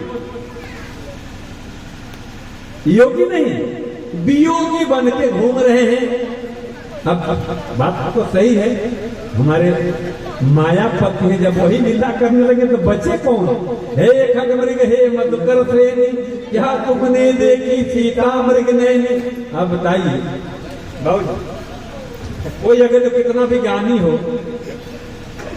जैसे आज सुबह दोपहर की बात हुई थी, चाचा थे वो कहाँ भेज रहे थे, जहाँ भेज दे। अब कोई कहेगा कि बाप दादा है। अब मेरे प्रभु लीला कर रहे हैं, मेरी मां सीता का हरण हो चुका है और उस उस हरण के बाद वो नर लीला में हे खगमृग पक्षियों से, पक्षों से, पौधों से पूछ रहे हैं कि हे पेड़ पौधे, हे पशु पक्षी, क्या आपने मेरी सीता को देखा है? अब ऐसा जब देखी मेरी मां सती, तो भाई कोई भी कंफ्यूज हो जाएगा उसमें। मां सती का कंफ्यूजन कौन सी बड़ी बात है, हो ही जाएगा। मेरी मां सती कंफ्यूज हो गई। अब जा रहे हैं और मेरे प्रभु उसी समय आकाश मार्ग से जाते हुए प्रभु श्री राम का दर्शन करके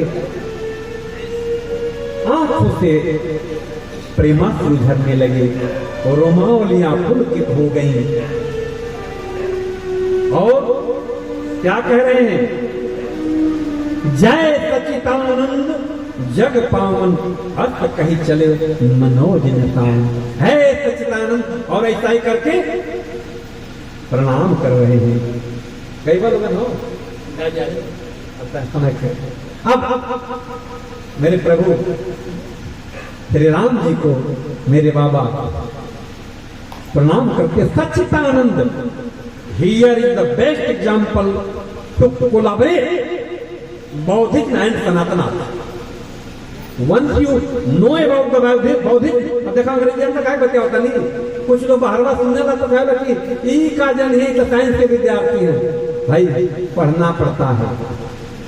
जितनी ताकत से मैंने मेडिकल को पढ़ा उतनी ताकत से अध्यात्म को भी पढ़ता हूं। यह बेस्ट एग्जाम्पल है, सर्वश्रेष्ठ एग्जाम्पल है जहां बौद्धिक हमारा ही हिस्सा है। वह अरे क्यों? क्योंकि आत्मा को नहीं मानती, भगवान को भी नहीं मानते। राम के बारे में दिल्ली में बवाले कर दिए थे, आप सबको पता होगा। बैठ के तमाशा देखा हुआ था कि नहीं भगवान के कहता तो मान लो भगवान। भाई कोई किसी को कह रहा है मत मानिए, आपकी अपनी शिक्षा है। अरे मान लीजिए कि मेरे चाचा जी मेरे पिताजी के भाई हैं, लेकिन है तो मेरे पिता स्वरूप भी। तो मैं अपने चाचा जी को पिताजी न मानते, भाई शिक्षा है, मैं बाबू उनको नहीं जानता, ये तो हमारी शिक्षा है ना। भाई गलत तो नहीं कर रहा हूं ना, ये लॉजिकल बात तो नहीं कर रहा हूं, अतार्किक बात तो नहीं कर रहा हूं। हमारे चाचा जी कौन है? हमारे पिताजी के भाई हैं, पिता के समतुल्य हैं। उनका हर वक्त पे जब बियावा होकर लगा, जब घर में के बोला जला, तब तो ना कहें हम तो लिखी पहचान। हाँ तब क्या कर जाओ पियानुआ समझिन के जब कपड़ा पढ़ो जब क्या कर जला हो क्या करते बर्तिया विदाई हो ले तो समझिन को उड़ाओ जला ना कपड़ा पो। भाई गाँव में ना रहा भूला गल भाई। हाँ मत ढक्का, धन्यवाद धन्यवाद, बहुत बहुत धन्यवाद। मत ढकैया में तो काका को बुला देना है ना, ये हमारा बाप। हाँ तब तो नहीं करते, नहीं मैं तो नहीं पहचानता। ऐसा ही भाई आप मत मानिए, महापुरुष है वो किसी के श्रेष्ठ धर्म क्या कहता है, नीति क्या कहती है कि हम किसी को माने ना माने ये अलग बात है, लेकिन हम किसी को अपमानित करें कभी हमको हक नहीं है। अरे भाई वो मेरे पिताजी हैं,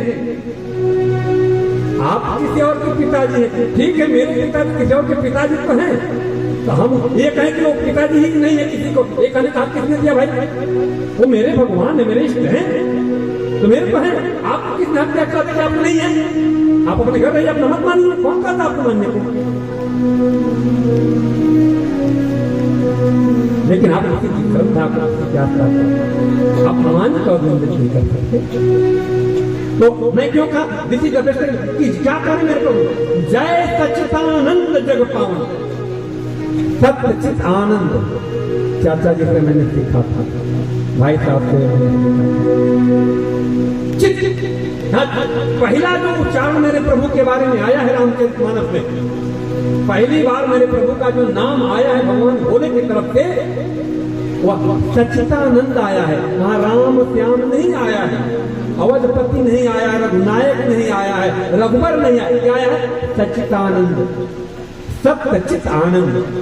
मेरे प्रभु चेतना के रूप में हमारे अंदर निवास करते हैं और जब यह चेतना चित्त सत्य के करीब होता है, यही आनंद है, यही तो मेरा नाम है, यही मेरे नाम है। ये मैं नहीं कर रहा हूँ, मानस जी कर रहे हैं, कहें कि ये कुछ भी कहीं से बतियाते नहीं, मैं कहीं से कुछ नहीं बात कर रहा हूँ, आज गलत तो नहीं कर रहा हूँ कि भाई सच्चता। अब आप सब वही बोलेंगे कि इनसे प्रमाण मांगे थे, नहीं कि आदमी इन्हीं खतवाए हैं। नो, हमारी अगर जो हमारे में कुछ गलत है तो बड़े आप स्पष्ट रूप से कहते हैं गलत है। अब यहाँ पर सच्चिदानंद के रूप में आगे बढ़ते हैं।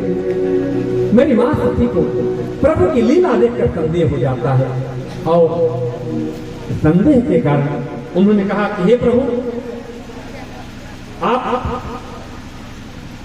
कह रहे हैं कि ये भगवान है, लेकिन इनका स्वरूप देख करके, इनके कार्यकलाप क्रिया प्रणाली को देख करके मुझे नहीं विश्वास हो रहा है।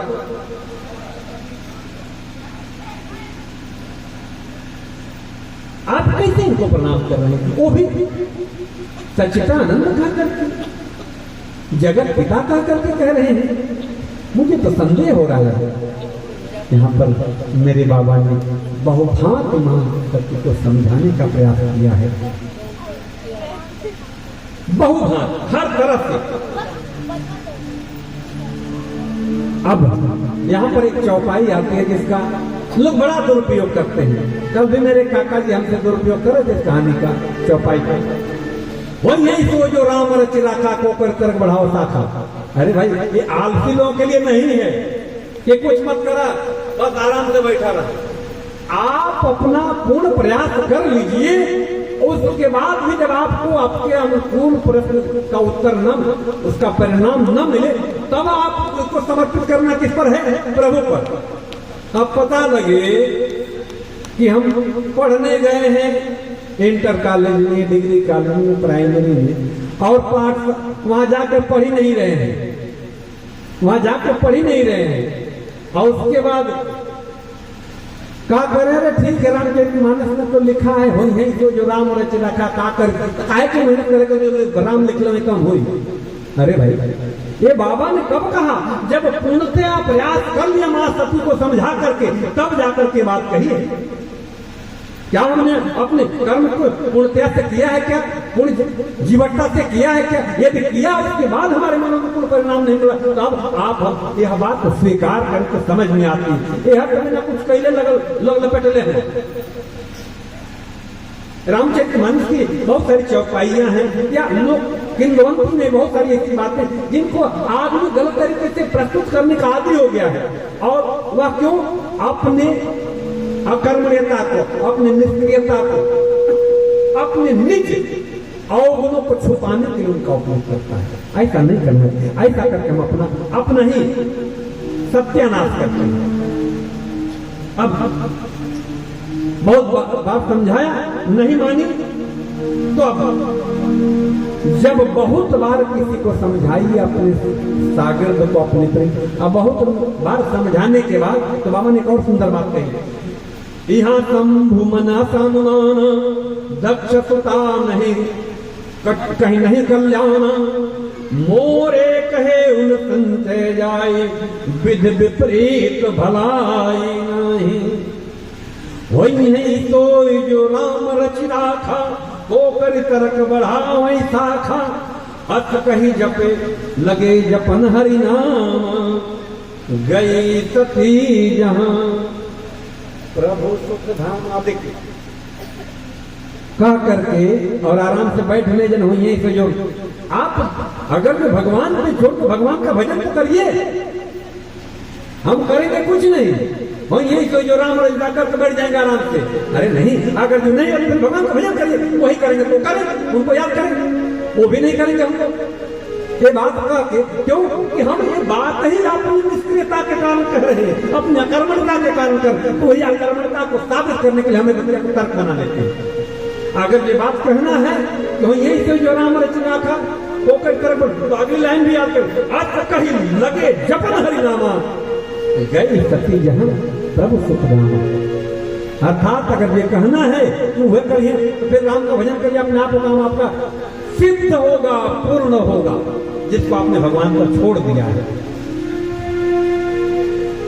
अब इस तरह से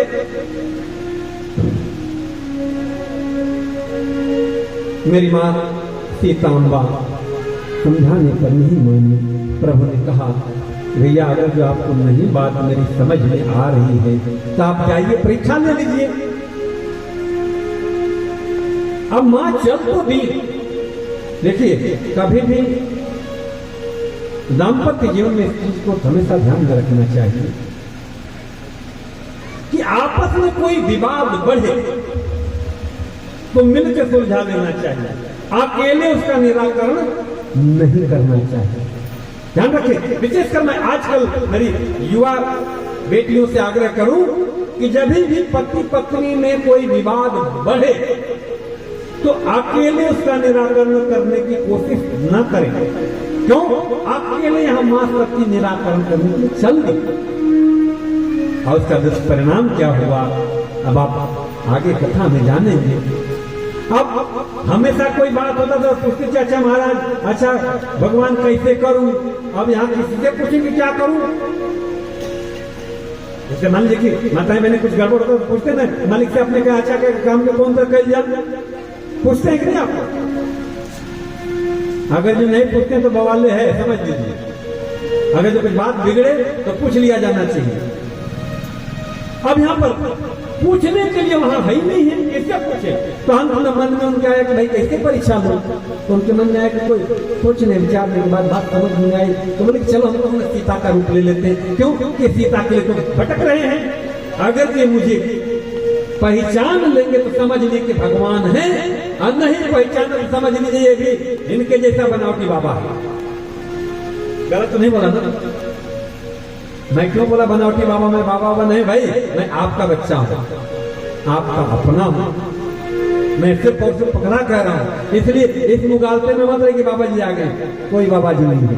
आप सिर्फ स्नेह इतना करें कि मैं आपका अपना हूं। बाबा मत बनाइएगा, बाबा बना देने बड़ी आफत हो जाती है। पता लगे कोई रूम में रह पर ना कि उससे मिलने के बाद ना जुलने के बाद में रहूंगा, पहले 5 हाली परमिशन लेवाओ तो वो नहीं चाहिए भैया। हम सबसे सहजता से मिलते हैं, आनंद में रहते हैं। अभी बहुत घरों में चाय बाकी है क्योंकि आगे हम तो मैं भटक रहा हूं भाई। 10 दिन रहना है, इसमें बहुत सारी चीजें आना जाना है। अब यहाँ पर मेरी मां सती अम्बा किंग कर्तव्य विमूढ़ हो गई और उनको समझ में नहीं आया कि मैं करूं तो क्या करूं। उन्होंने अपने मन में विचार करके सीता का स्वरूप लिया है और सीता का स्वरूप लेने के बाद वो चल दी परीक्षा लेने के लिए। अब परीक्षा जैसे ही लेके गए, जैसे ही आगे बढ़ी, जहां पर प्रभु अपने अनुज लखनलाल के साथ चल, उससे आगे आगे चल। अब देखिए, यहाँ छोटों के लिए बहुत बड़ा संकेत है। हमारे राघव सरकार से पहले लखनलाल उनको देख लिए। हमेशा ये ध्यान रखना चाहिए, जहां बड़े अपने मौजूद हैं, छोटे को कुछ उत्तर समझ में भी आ जाए तो चुप रहना चाहिए। हमारे लखन भैया कुछ बोले बोले नहीं, क्यों? उनके बड़े भैया वहां मौजूद हैं। बोले किसका निर्णय जो उनको लेना होगा लेंगे। अब भगवान मेरे प्रभु राम जब मां सती को देखे सीता के रूप में, तो हुआ यूं कि भाई है भले सीता का रूप लेकर के, लेकिन सीता है तो नहीं। जैसे कुछ बातें मैं आपसे कहूं, अरे हम अब इस वक्त कोई भी रूप स्वरूप पकड़ लो, लेकिन मैं अपना स्वभाव बदल सकता हूं क्या? अरे देखिए ना, बचपन में हम कहानी सुनते, प्यार भी सुनते हैं कि गीदड़ को अगर जो शेर का खाल पहन तो शेर हो जाएगा क्या? हो जब 4 बाजू में हुआ हुआ शुरू करेंगे तुरंत हुआ हुआ करना शुरू कर देगा। आदमी वेश भले बदल दे लेकिन स्वभाव नहीं बदल सकता। मेरे प्रभु राम के साथ जब भी मेरी मां सीताम्बा चलती थी तो हमेशा प्रभु के पीछे चलती थी। और यहां सती कहां चल रही है? सीता का रूप लेके आ गए। प्रभु समझ गए कि कोई नकली सीता है। जब ध्यान धर के देखे समझ गए कि सीता कहाँ है तो सती है। अब जब पहचान लिए तो क्या कह रहे, पहले पहुंचे वहां पर, सती किन्न कहा मुदुराओ, क्या तो कुछ और रही है, दूरी बनी रहे। भगवान के प्रभाव को जानना चाह रही है। क्यों?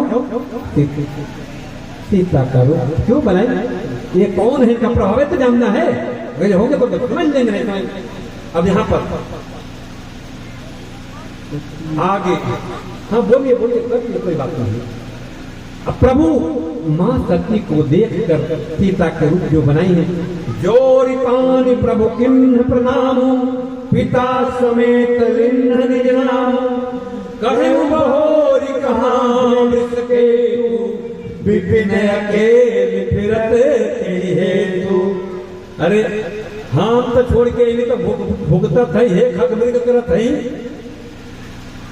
बाबा कहाँ बने तू अकेले घूमत हो गई जा। अरे हम तो थोड़ा सा छोड़ के गए तो कहाँ गई है, मैं ढूंढ रहा हूं। अरे राम क्या कर रहे हैं, मां सीता को ढूंढ रहे हैं ना। तो वही मां सती से बोले कि इस जंगलवा में अकेले क्यों घूम रही हो। क्या कहें जो सीता करूं कि मैं दशरथ नंदन राम आपको प्रणाम कर रहा हूं, और हे माते वृषकेतु किधर है, भगवान शंकर किधर है, और विपिन अकेले फिरत के हुए थे, और घनघोर जंगल में आप अकेले क्यों घूम रही है। राम वचन मृदुगुण उपजात संकोच, सती सभी महेश पही चले हृदय बड़ सोच। अब इतना सुनी नहीं कि मां सती भय से कांप उठी और मन में संकोच हुई, लज्जा भी आ गई कि बात मेरे प्रभु तो कह रहे थे, मैंने सुनी नहीं प्रभु की बात। और इस तरह से मैं शंकर कर कहा न माना, निज अज्ञान राम प्रयाना, जाय उतर देहों कहा और उपजा अति दारुण दाहा। यहाँ पर जाए तो कहे थोड़ा आनंद आएगा। हाँ। देखिए जब हम कोई गलती कर लेते हैं ना, मनुष्य का स्वभाव है यह, जब हम कोई गलती कर देते हैं और उसका परिणाम हमको भुगतना पड़ता है ना, तो हमारे अंदर मनुष्य के अंदर एक बड़ा अद्भुत दुर्गुण है कि दुख तो पाया अपने कर्मों के कारण, लेकिन उस दुख का कारण किसी न किसी और को बना देता है। ये मैं नहीं कह रहा हूं तो बोलेंगे कि कहीं से कुछ भी कैसे बोल देते हैं। लक्ष्मण गीता में बड़ा स्पष्ट बात कही है, को न को दुख सुख कर दाता, निज कर्म कृत भोग सब बराता। इस जगत में कोई किसी को सुख दुख नहीं दे सकता, अपने कर्मों के कारण ही मनुष्य भोगता है। तो घबरा लो मत, घबराइए मत, ये अपने कर्म का फल है कि भगवान कहिए तो कुछ न कुछ उत्पात हो। जब भगवान के कुछ कह जाए, अरे आप आए नहीं तुम्हारे घर बवल रहा कि ना, जाके रात्रि का लिट्टी सेके के परी, रोटी सेके के परी, घर में तो घर में ही करी कई तो करी। हाँ जेकरे घर में राम ना स्थान है तो और बोल रहा ताकि राम करा दे गए तो रहलू हो हमार भूख भूख तुम्हारे पेट छटपटाता, बहुत लोग छटपटाते जानते। तो जब आप गलती करते हैं तो आप दूसरे पे जरूर आरोप लगाते हैं। अब यहां पर यही हुआ है, मां को बड़ा क्रोध आया है, मैंने ऐसा क्यों किया, लेकिन जब समय आएगा तो जरूर दूसरे पे लपेटे के अभी नहीं बताऊंगा, ये राज है, ये कल की कथा में बताऊंगा। नहीं कितना लेट करूंगा तो फिर क्या करके ये छुपा छुपा बताते हैं, कल नहीं जाएगा, आज ही बता देता हूं। अब यहां से मां भगवती सती जाती है बाबा के बाद बाबा ने पूछा कि अच्छा, बड़े प्रेम से पूछा कि किस तरह से आपने कहीं भी तुम्हें परीक्षा ली, आपने किस तरह से परीक्षा लिया। माँ अपनी बात को कह नहीं पाई। क्यों? कि जब गलती कर दे तो कहने में भय लगता है। बोले कि नहीं, मैंने कोई परीक्षा नहीं ली, मेरे से मैं समझ गई कि भगवान है। आपने उस बार हाथ जोड़ के जो प्रणाम किया था ना, उसी तरह से मैं भी प्रणाम करने चली गई थी, मैं उनका कोई परीक्षा नहीं लिया। और समझिएगा यहां पर घटना क्यों घट गई, क्योंकि जैसे ही मां आगे बढ़ी है ना, कभी भी बड़ों की परीक्षा नहीं लेनी चाहिए। आज एक परीक्षा में मैं भी कभी कभी परीक्षा में फंस जाता हूं। अपने बड़ों की कभी परीक्षा नहीं लेनी चाहिए, साधु संत की, माता पिता की कभी परीक्षा नहीं लेनी चाहिए। मेरी मां सती अम्मा भगवान रघुपति सरकार की जो बाबा शिव के इष्ट हैं, उनकी परीक्षा ले। देखिए क्यों परीक्षा क्यों नहीं लेनी चाहिए कि जब परीक्षक जो परीक्षा लेने वाला है परीक्षार्थी से कमजोर होगा तो परीक्षार्थी आराम से परीक्षा को समझाएगा। जब चली तो बाबा की बात न मानने के बाद जैसे ही चली है मां और प्रभु ने देख लिया, तो प्रभु जैसे ही मां थोड़ी आगे बढ़ी अपने विस्तारित रूप को दिखाए हैं प्रभु। और क्या देख रहे हैं सती कि सामने यही राम लक्ष्मण सीता के साथ सिंहासन पर बैठे हैं और अपने खुद सती शिव ब्रह्मा सरस्वती विष्णु और लक्ष्मण उनकी पूजा कर रहे हैं। मां सती को लगा कि ये कोई भ्रम है क्या, ऐसे कैसे हो गया, अभी तो मैं पीछे देख के आ रही हूं। तो जैसे ही आगे तो पीछे भी वही स्वरूप देख रहा है प्रभु का। बोले ऐसे कैसे, लगता है मुझे कुछ ज्यादा ही भ्रम हो गया। तो बाजू बाजू देखना शुरू कर, जिधर देखे वही तीन, फिर ऊपर देखना शुरू करी, जिधर देख रही वही राम वही लक्ष्मण वही सीता और उनको वही सब देव वंदना कर रहे हैं। देखने के बाद मां सती भयभीत हो गई, आंख बंद करके बैठ गई।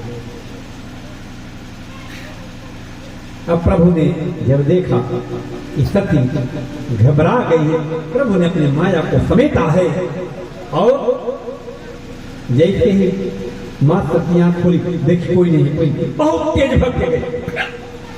और जब पहुंची है तब बाबा ने प्रभु पूछा कि किस विधि से आपने परीक्षा ली है। मां सती यहां झूठ क्या करे, गई समीप महेश सब हंसी पूछी कुशला। बाबा हंस के प्रश्न कुशलता पूछ रहे हैं। लिन्नी परीक्षा कवन विधि कहूं सत्य सब बात, किस तरह से आपने परीक्षा ली सब बात समझाइए। देखिए सती समझ रघुवीर प्रभाव भय बस शिव किन्ह दुराऊ। देखिए जब गलती करेंगे तो आप अनजाने में बहुत सारी गलतियां होती जाएंगी। एक गलती करेंगे दूसरी अपने आप आपसे हो जाए को पते रहेंगे। अब यहाँ पर कछु न परीक्षा लेने बताए किन्न प्रणाम तुम्हारी न। जिस तरह से आप पिछली बार प्रणाम किए थे ऊपर से जय सच्चिदानंद जग पावन, अब तो कहीं चले मनोज नतामन, ऐसे ही मैं भी प्रणाम करके आई। बाबा अच्छा ये बताइए आपसे कोई ऐसी बात करे तो विश्वास कर लेंगे क्या? कैसे विश्वास करेगा? इतनी समझाए नहीं माने अचानक इनको क्या ऐसा हो गया कि मान के सब बताइए। भगवान ने अपने स्वरूप को संभाला है। भगवान जब समाधि में गए तो सब कुछ देखा है और भगवान बाबा ने अंदर से बड़ी बेजती हो गई कि मेरी पत्नी सती मेरी मां सीता का स्वरूप बना लिया। फिर क्या देख रहे हैं, इसमें सीता का कोई दोस्त भी नहीं है। ये तो प्रभु की माया के बस ऐसा हुआ। तब तक सती पे क्रोध भी नहीं आ रहा है। भगवान शंकर यहाँ पर कोई निर्णय नहीं ले पा रहे, इसमें सती का कोई दोष नहीं है। लेकिन ये दोष तो जरूर है कि इसने भगवान मेरी मां का स्वरूप ले लिया है। अब इस तरह से वो क्या सोच रहे हैं, आंख बंद करके हमारे प्रभु राम का ध्यान करते हैं।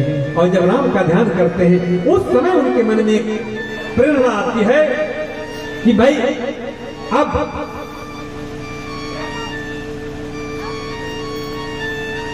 इस तन से, जिस तन को मेरी पत्नी सती ने सीता का रूप पकड़ लिया, अर्थात इस तन में मेरी मां का भी तन समाया हुआ है।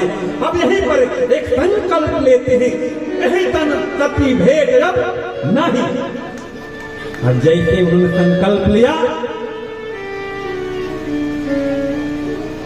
सुरलोक से, देवलोक से उनके ऊपर आकाशवाणी हुई, धन्य है धन्य है धन्य है शिव, आपके जैसा कोई राम भगत नहीं है।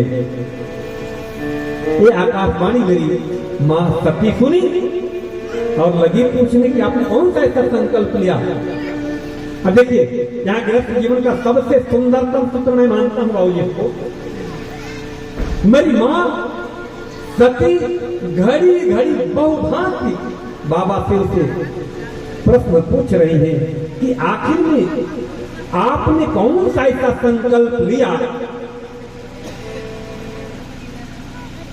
कि जिससे आपको आकाशवाणी ही धन्य है शिव। यहां पर बाबा ने कुछ भी नहीं बताया। देखिए, आज गृहस्थ जीवन को मैं सबसे सुंदर इसको क्यों मानता हूं दाम्पत्य जीवन का, कि जब हम लोगों को कुछ क्रोध आ जाता है, हे दल में कब क्रोध आ गए, ऐसा टेढ़ टेढ़ बात की बोलल जा कि ये दल के छत्रिये फट रहे। गलत तो नहीं बोल रहा हूं, जितनी पुरानी उल्टी सीधी बातें हैं सब याद याद करके बोला जाएगा।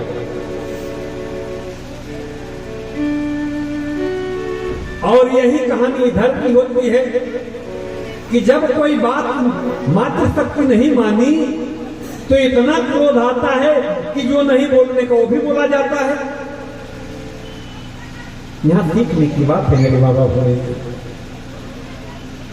कि मां सती पूछ रही है, अब यहां पर क्रोध आना चाहिए कि नहीं कि तू तो हमारे बतिया मन लो जब तक काय का अपन बात बताएंगे। लेकिन बाबा ने ऐसा कुछ नहीं किया, मुस्कुरा करके और लगे हरि की कथा सुनाने और लेकर के वहां सती को कहां चले हैं, कैलाश पर। और कैलाश पर जाकर के तुरंत मां सती को सामने बिठा करके, जैसे ही मां सती को सामने, हालांकि मां को अनुमान तो लग गया था कि प्रभु ने हमको त्याग दिया है। क्यों कि वह देखिए, एक मां के साथ जो आदमी का भाव और व्यवहार होता है और एक पत्नी के साथ जो भाव और ये तो बहुत आसानी से समझा जा सकता है। प्रभु के अंदर जो भाव और व्यवहार का परिवर्तन था, मां सती समझ गई कि ये प्रभु ने हमको त्याग दिया है। लेकिन फिर भी अब क्या करें, अब अंत में मन ही मन क्लेश लेकर के, दुख लेकर के भगवान राम को प्रार्थना करती है कि हे प्रभु, यदि आप, मैं अपने पति, देखिए एक यहाँ सबके लिए मातृशक्ति को सीखने की बात है। बाबा मारा मत बाबू, इसमें भी कोई देव है, ये कथा सुनने आए नहीं तो ये बेचारा कहीं और घूमते हैं कथा पंडाल में क्यों। हटा दीजिए व्यवस्था के अनुरूप। हाँ, अब यहाँ पर मेरी मां ने प्रभु श्री राम का ध्यान करके प्रार्थना की, हे प्रभु, अब यह विरह वेदना मुझसे बर्दाश्त नहीं होती। यदि मैंने थोड़ा भी भगवान शंकर की भक्ति करी है, ध्यान दीजिए, यहां नहीं करके आपकी भक्ति करी है, ये समझने की बात। ये शास्त्र क्या कह रहे हैं कि ये इसका विवरण अपने को मिलेगा सती अनुसुईया का जो प्रसंग है अरण्य कांड में, नारी का क्या है। यदि मैंने शंकर का थोड़ी भी सेवा की तो मुझे ये आशीर्वाद यह तन जो जल्दी से जल्दी छूट जाए। और प्रभु ने आशीर्वाद दिया है, लेकिन उसकी भी तो विधि विधान होगी। अब आगे बढ़े हैं,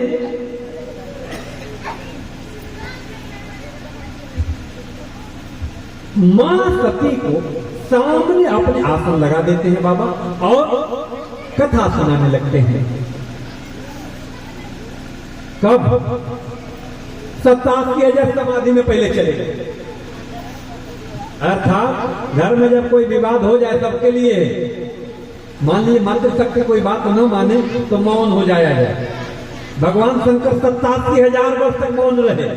उसके बाद हे राम जय श्री राम जय जय श्री सीताराम करते उठे हैं। मां शक्ति समझ गए कि मेरे प्रभु जाग गए और उसके बाद आई है सामने। प्रभु ने उनको अपने सामने आसन दिया और जैसे प्रभु ने अपने सामने आसन दिया, मां समझ गई कि प्रभु ने मुझे त्याग कर दिया है। और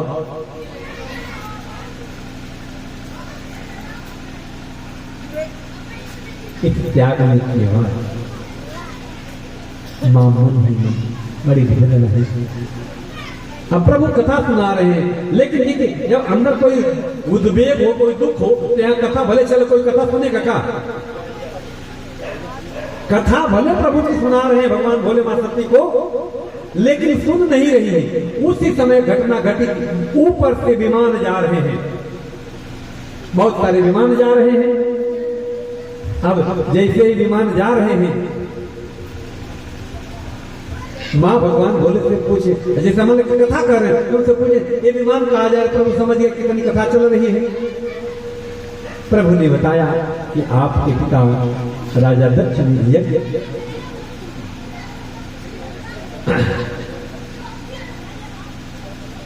राजा दक्ष ने यज्ञ रचा है। और यज्ञ क्यों रचा है कि एक बार मैं जब वो दक्ष प्रजापति बने, देवताओं के प्रजापति बने, उस समय मैं भूलवश उनका अभिवादन करने समय सब देवता खड़े हुए, मैं नहीं उठा और तभी से उन्होंने अपना अपमान जानकर मुझे अपना दुश्मन मान लिया है। और इसलिए मुझे मेरा अपमान करने के लिए इस यज्ञ का आयोजन किया, उसने हमको बुलाया नहीं है। मां सती बोली ठीक है कोई बात नहीं, नहीं बुलाया गया कोई बात नहीं, लेकिन मैं तो जा सकती, मैं बेटी हूं। प्रभु ने यहां भी समझाया, मां सती नहीं मानी। प्रभु ने अपने दो, अब यहां पर कुछ बात है, माता पिता गुरु प्रभु और मित्र के घर बिना बुलाए चले जाना चाहिए, बात सत्य है। लेकिन जहां ये भाव हो कि आएंगे तो अपमान होगा, वहां भूल के भी नहीं जाना चाहिए। प्रभु ने समझाया है, मां नहीं मानी। मां वहां गई है और जाने के बाद उन्होंने क्या देखा कि वहां कोई पूछ नहीं रहा है। बहनें तो देख के हंस रही हैं, जैसे हंसना ठीक है, लेकिन खूब ज्यादा हंसने लगे तो क्या होगा, अपमान में बदल जाता है। मां सती को बहनें मुस्कुरा के मिली, जिससे उनको अपमान महसूस हुआ। पिता ने उनकी तरफ देखा भी नहीं। देखिए पुत्र का सबसे बड़ा अपमान है कि उसका पिता यदि मायके में जाने पर न देखे, इससे बड़ा पुत्र का अपमान कोई नहीं होता। मां सती बड़ा क्रोध आया, बोले कि मैं यहाँ नहीं रुकूंगी, चली जाऊंगी, लेकिन चलो अब जाते जाते उस जगह पे तो जाओ जहाँ यज्ञ रखा हुआ है। गई और देखिए यज्ञ में सबके लिए स्थान था, लेकिन भगवान शिव ब्रह्मा और विष्णु के कोई स्थान नहीं था। ये देखकर मां को अच्छा क्रोध आया और मां वहां पर क्रोध में आकर के पिता को बहुभात कट वचन बोलते हुए वहां जितने भी यज्ञ में बैठे हुए आए हुए सबको बोली, इसमें जितने भी मेरे प्रभु भगवान शंभु का अपमान का सबको उचित दंड मिलेगा। और यह बात कह करके और अपने योगाग्नि से अपने शरीर को भस्म कर दी और इस तरह से यज्ञ का विध्वंस होता है। मां शरीर सबकी अपना शरीर समाप्त कर देती हैं। और यह बात जब बाबा भोले को पता चलती है, वो वीरभद्र को भेजते हैं और यज्ञ को बुरी विध्वंस कर दिया जाता है। उसमें जो भी आचार्य वगैरह आए होते उनके साथ बहुत बुरा व्यवहार होता है, अपमान होता है। और वीरभद्र राजा दक्ष जो पिता हैं मां सती के, उनकी मुंडी उखाड़ के फेंक देते, कहां पर, यज्ञ में, और मुंडी भस्म हो जाती है। अब सब लोग सब देवता लोग बाबा भोले के पास गए, अब ये कैसे होगा, यज्ञ तो पूरा करना चाहिए। देवताओं के अनुनय करने के बाद प्रभु बोले ठीक है, इनकी सर्जरी कर देते हैं। देखिए इसीलिए कहा जाता है कि सबसे बड़े प्लास्टिक सर्जन हैं मेरे बाबा भोले। अब हुआ कि भाई किसको ढूंढा जाए, तो ढूंढते एक बात कहूं, बड़ा समझने वाली बात कहूं।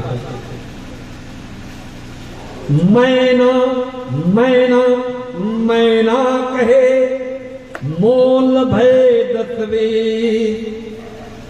मैं बकरा करे कबीर कटाए भी। ये ढेर मैं करी ना, ओकरे बारे में जो कहा, यही मैं दक्ष को आया था। और उसके बाद उनके सिर पे क्या लाया गया? कौन? समझ में आ गया कि नहीं? आज भी कभी कभी देखते होंगे एक देवता ऐसे मिलते हैं जिनके मुंह बकरा का है। वही भगवान शंकर प्लास्टिक सर्जरी करके उनको जीवन दान दिया और यज्ञ पूरा हुआ है। और यहाँ से माँ सती, ये सब भगवान ने आशीर्वाद दिया था। अगला माँ पार्वती का जन्म होता है। बोलिए पार्वती मैया की जय। इसी के साथ हम कथा को समापन की तरफ लेकर चलेंगे। अब पहले आरती की तैयारी कर दे। अब मैं चाहूंगा कि बाबूजी 2 मिनट हमारे ग्राम बंधु को थोड़ा सा समझ। देखिए मैं तो कहा लिया कथा, मुझे पता है कि आप लोगों को ज्यादा घंटा लाएगा, नहीं 2 मिनट आरती तैयारी करो। आप लोग आवाज जा रही है क्या मेरी? हाँ, आरती की तैयारी करेंगे। आरती की तैयारी हो रही है तब तक 5 मिनट। ओम त्र्यंबकं यजामहे सुगन्धिको शिवर्धनम्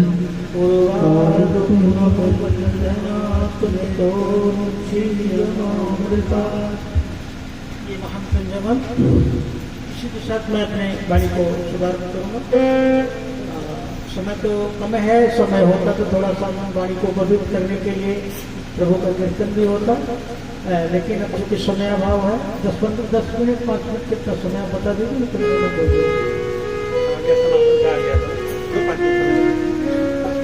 चलिए 5 मिनट हम आपसे खातिर होते हैं।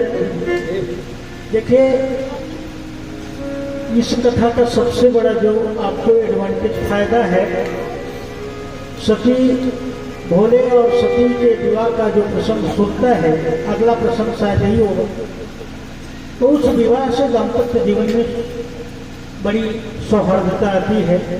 और यही बात हमारे भागवत महापुराण में भगवान कृष्ण और रुक्मिणी विवाह प्रसंग में कहा गया है कि जो इस कथा का श्रवण करता है, 10वें स्कंद में आती है ये भगवान श्री कृष्ण और रुक्मिणी की कथा, उससे वैवाहिक जीवन में बड़ी सौहार्दता आती है। और जैसा कि गुरुदेव ने संकेत किया, अरण्य कांड में जब माँ जानकी प्रभु के साथ अनसुईया माँ के आश्रम में जाती हैं, तो पतिव्रता धर्म की शिक्षा माता ने दिया है। वो शिक्षा तो गुरुदेव ही बताएंगे, क्योंकि अगर मैं कुछ बताता हूँ तो ये मेरी भ्रष्टता होगी।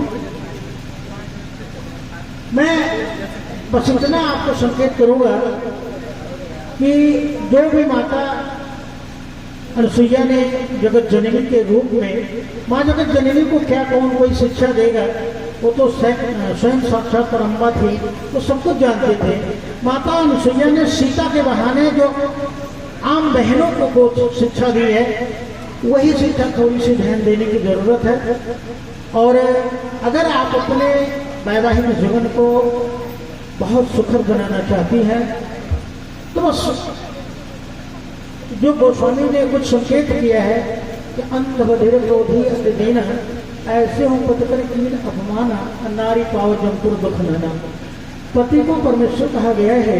और जब हम विवाह की वेदी पर बैठते हैं, जैसे आपने देखा होगा कि हम मंदिर का निर्माण करते हैं, लेकिन उसमें मूर्ति रखते हैं, और जब तक उस मूर्ति में प्राण प्रतिष्ठा नहीं होती, तब तक हम उसको प्रणाम नहीं करते, उसका बंधन नहीं करते। तो जब आप विवाह वेदी पर बैठते हैं वर और कन्या, तो मंत्रों के द्वारा वर में विष्णु की स्थापना होती है और कन्या में लक्ष्मी की स्थापना होती है। और हमारे शास्त्र बताते हैं कि जब कन्या परिणय सूत्र में बंध जाती है,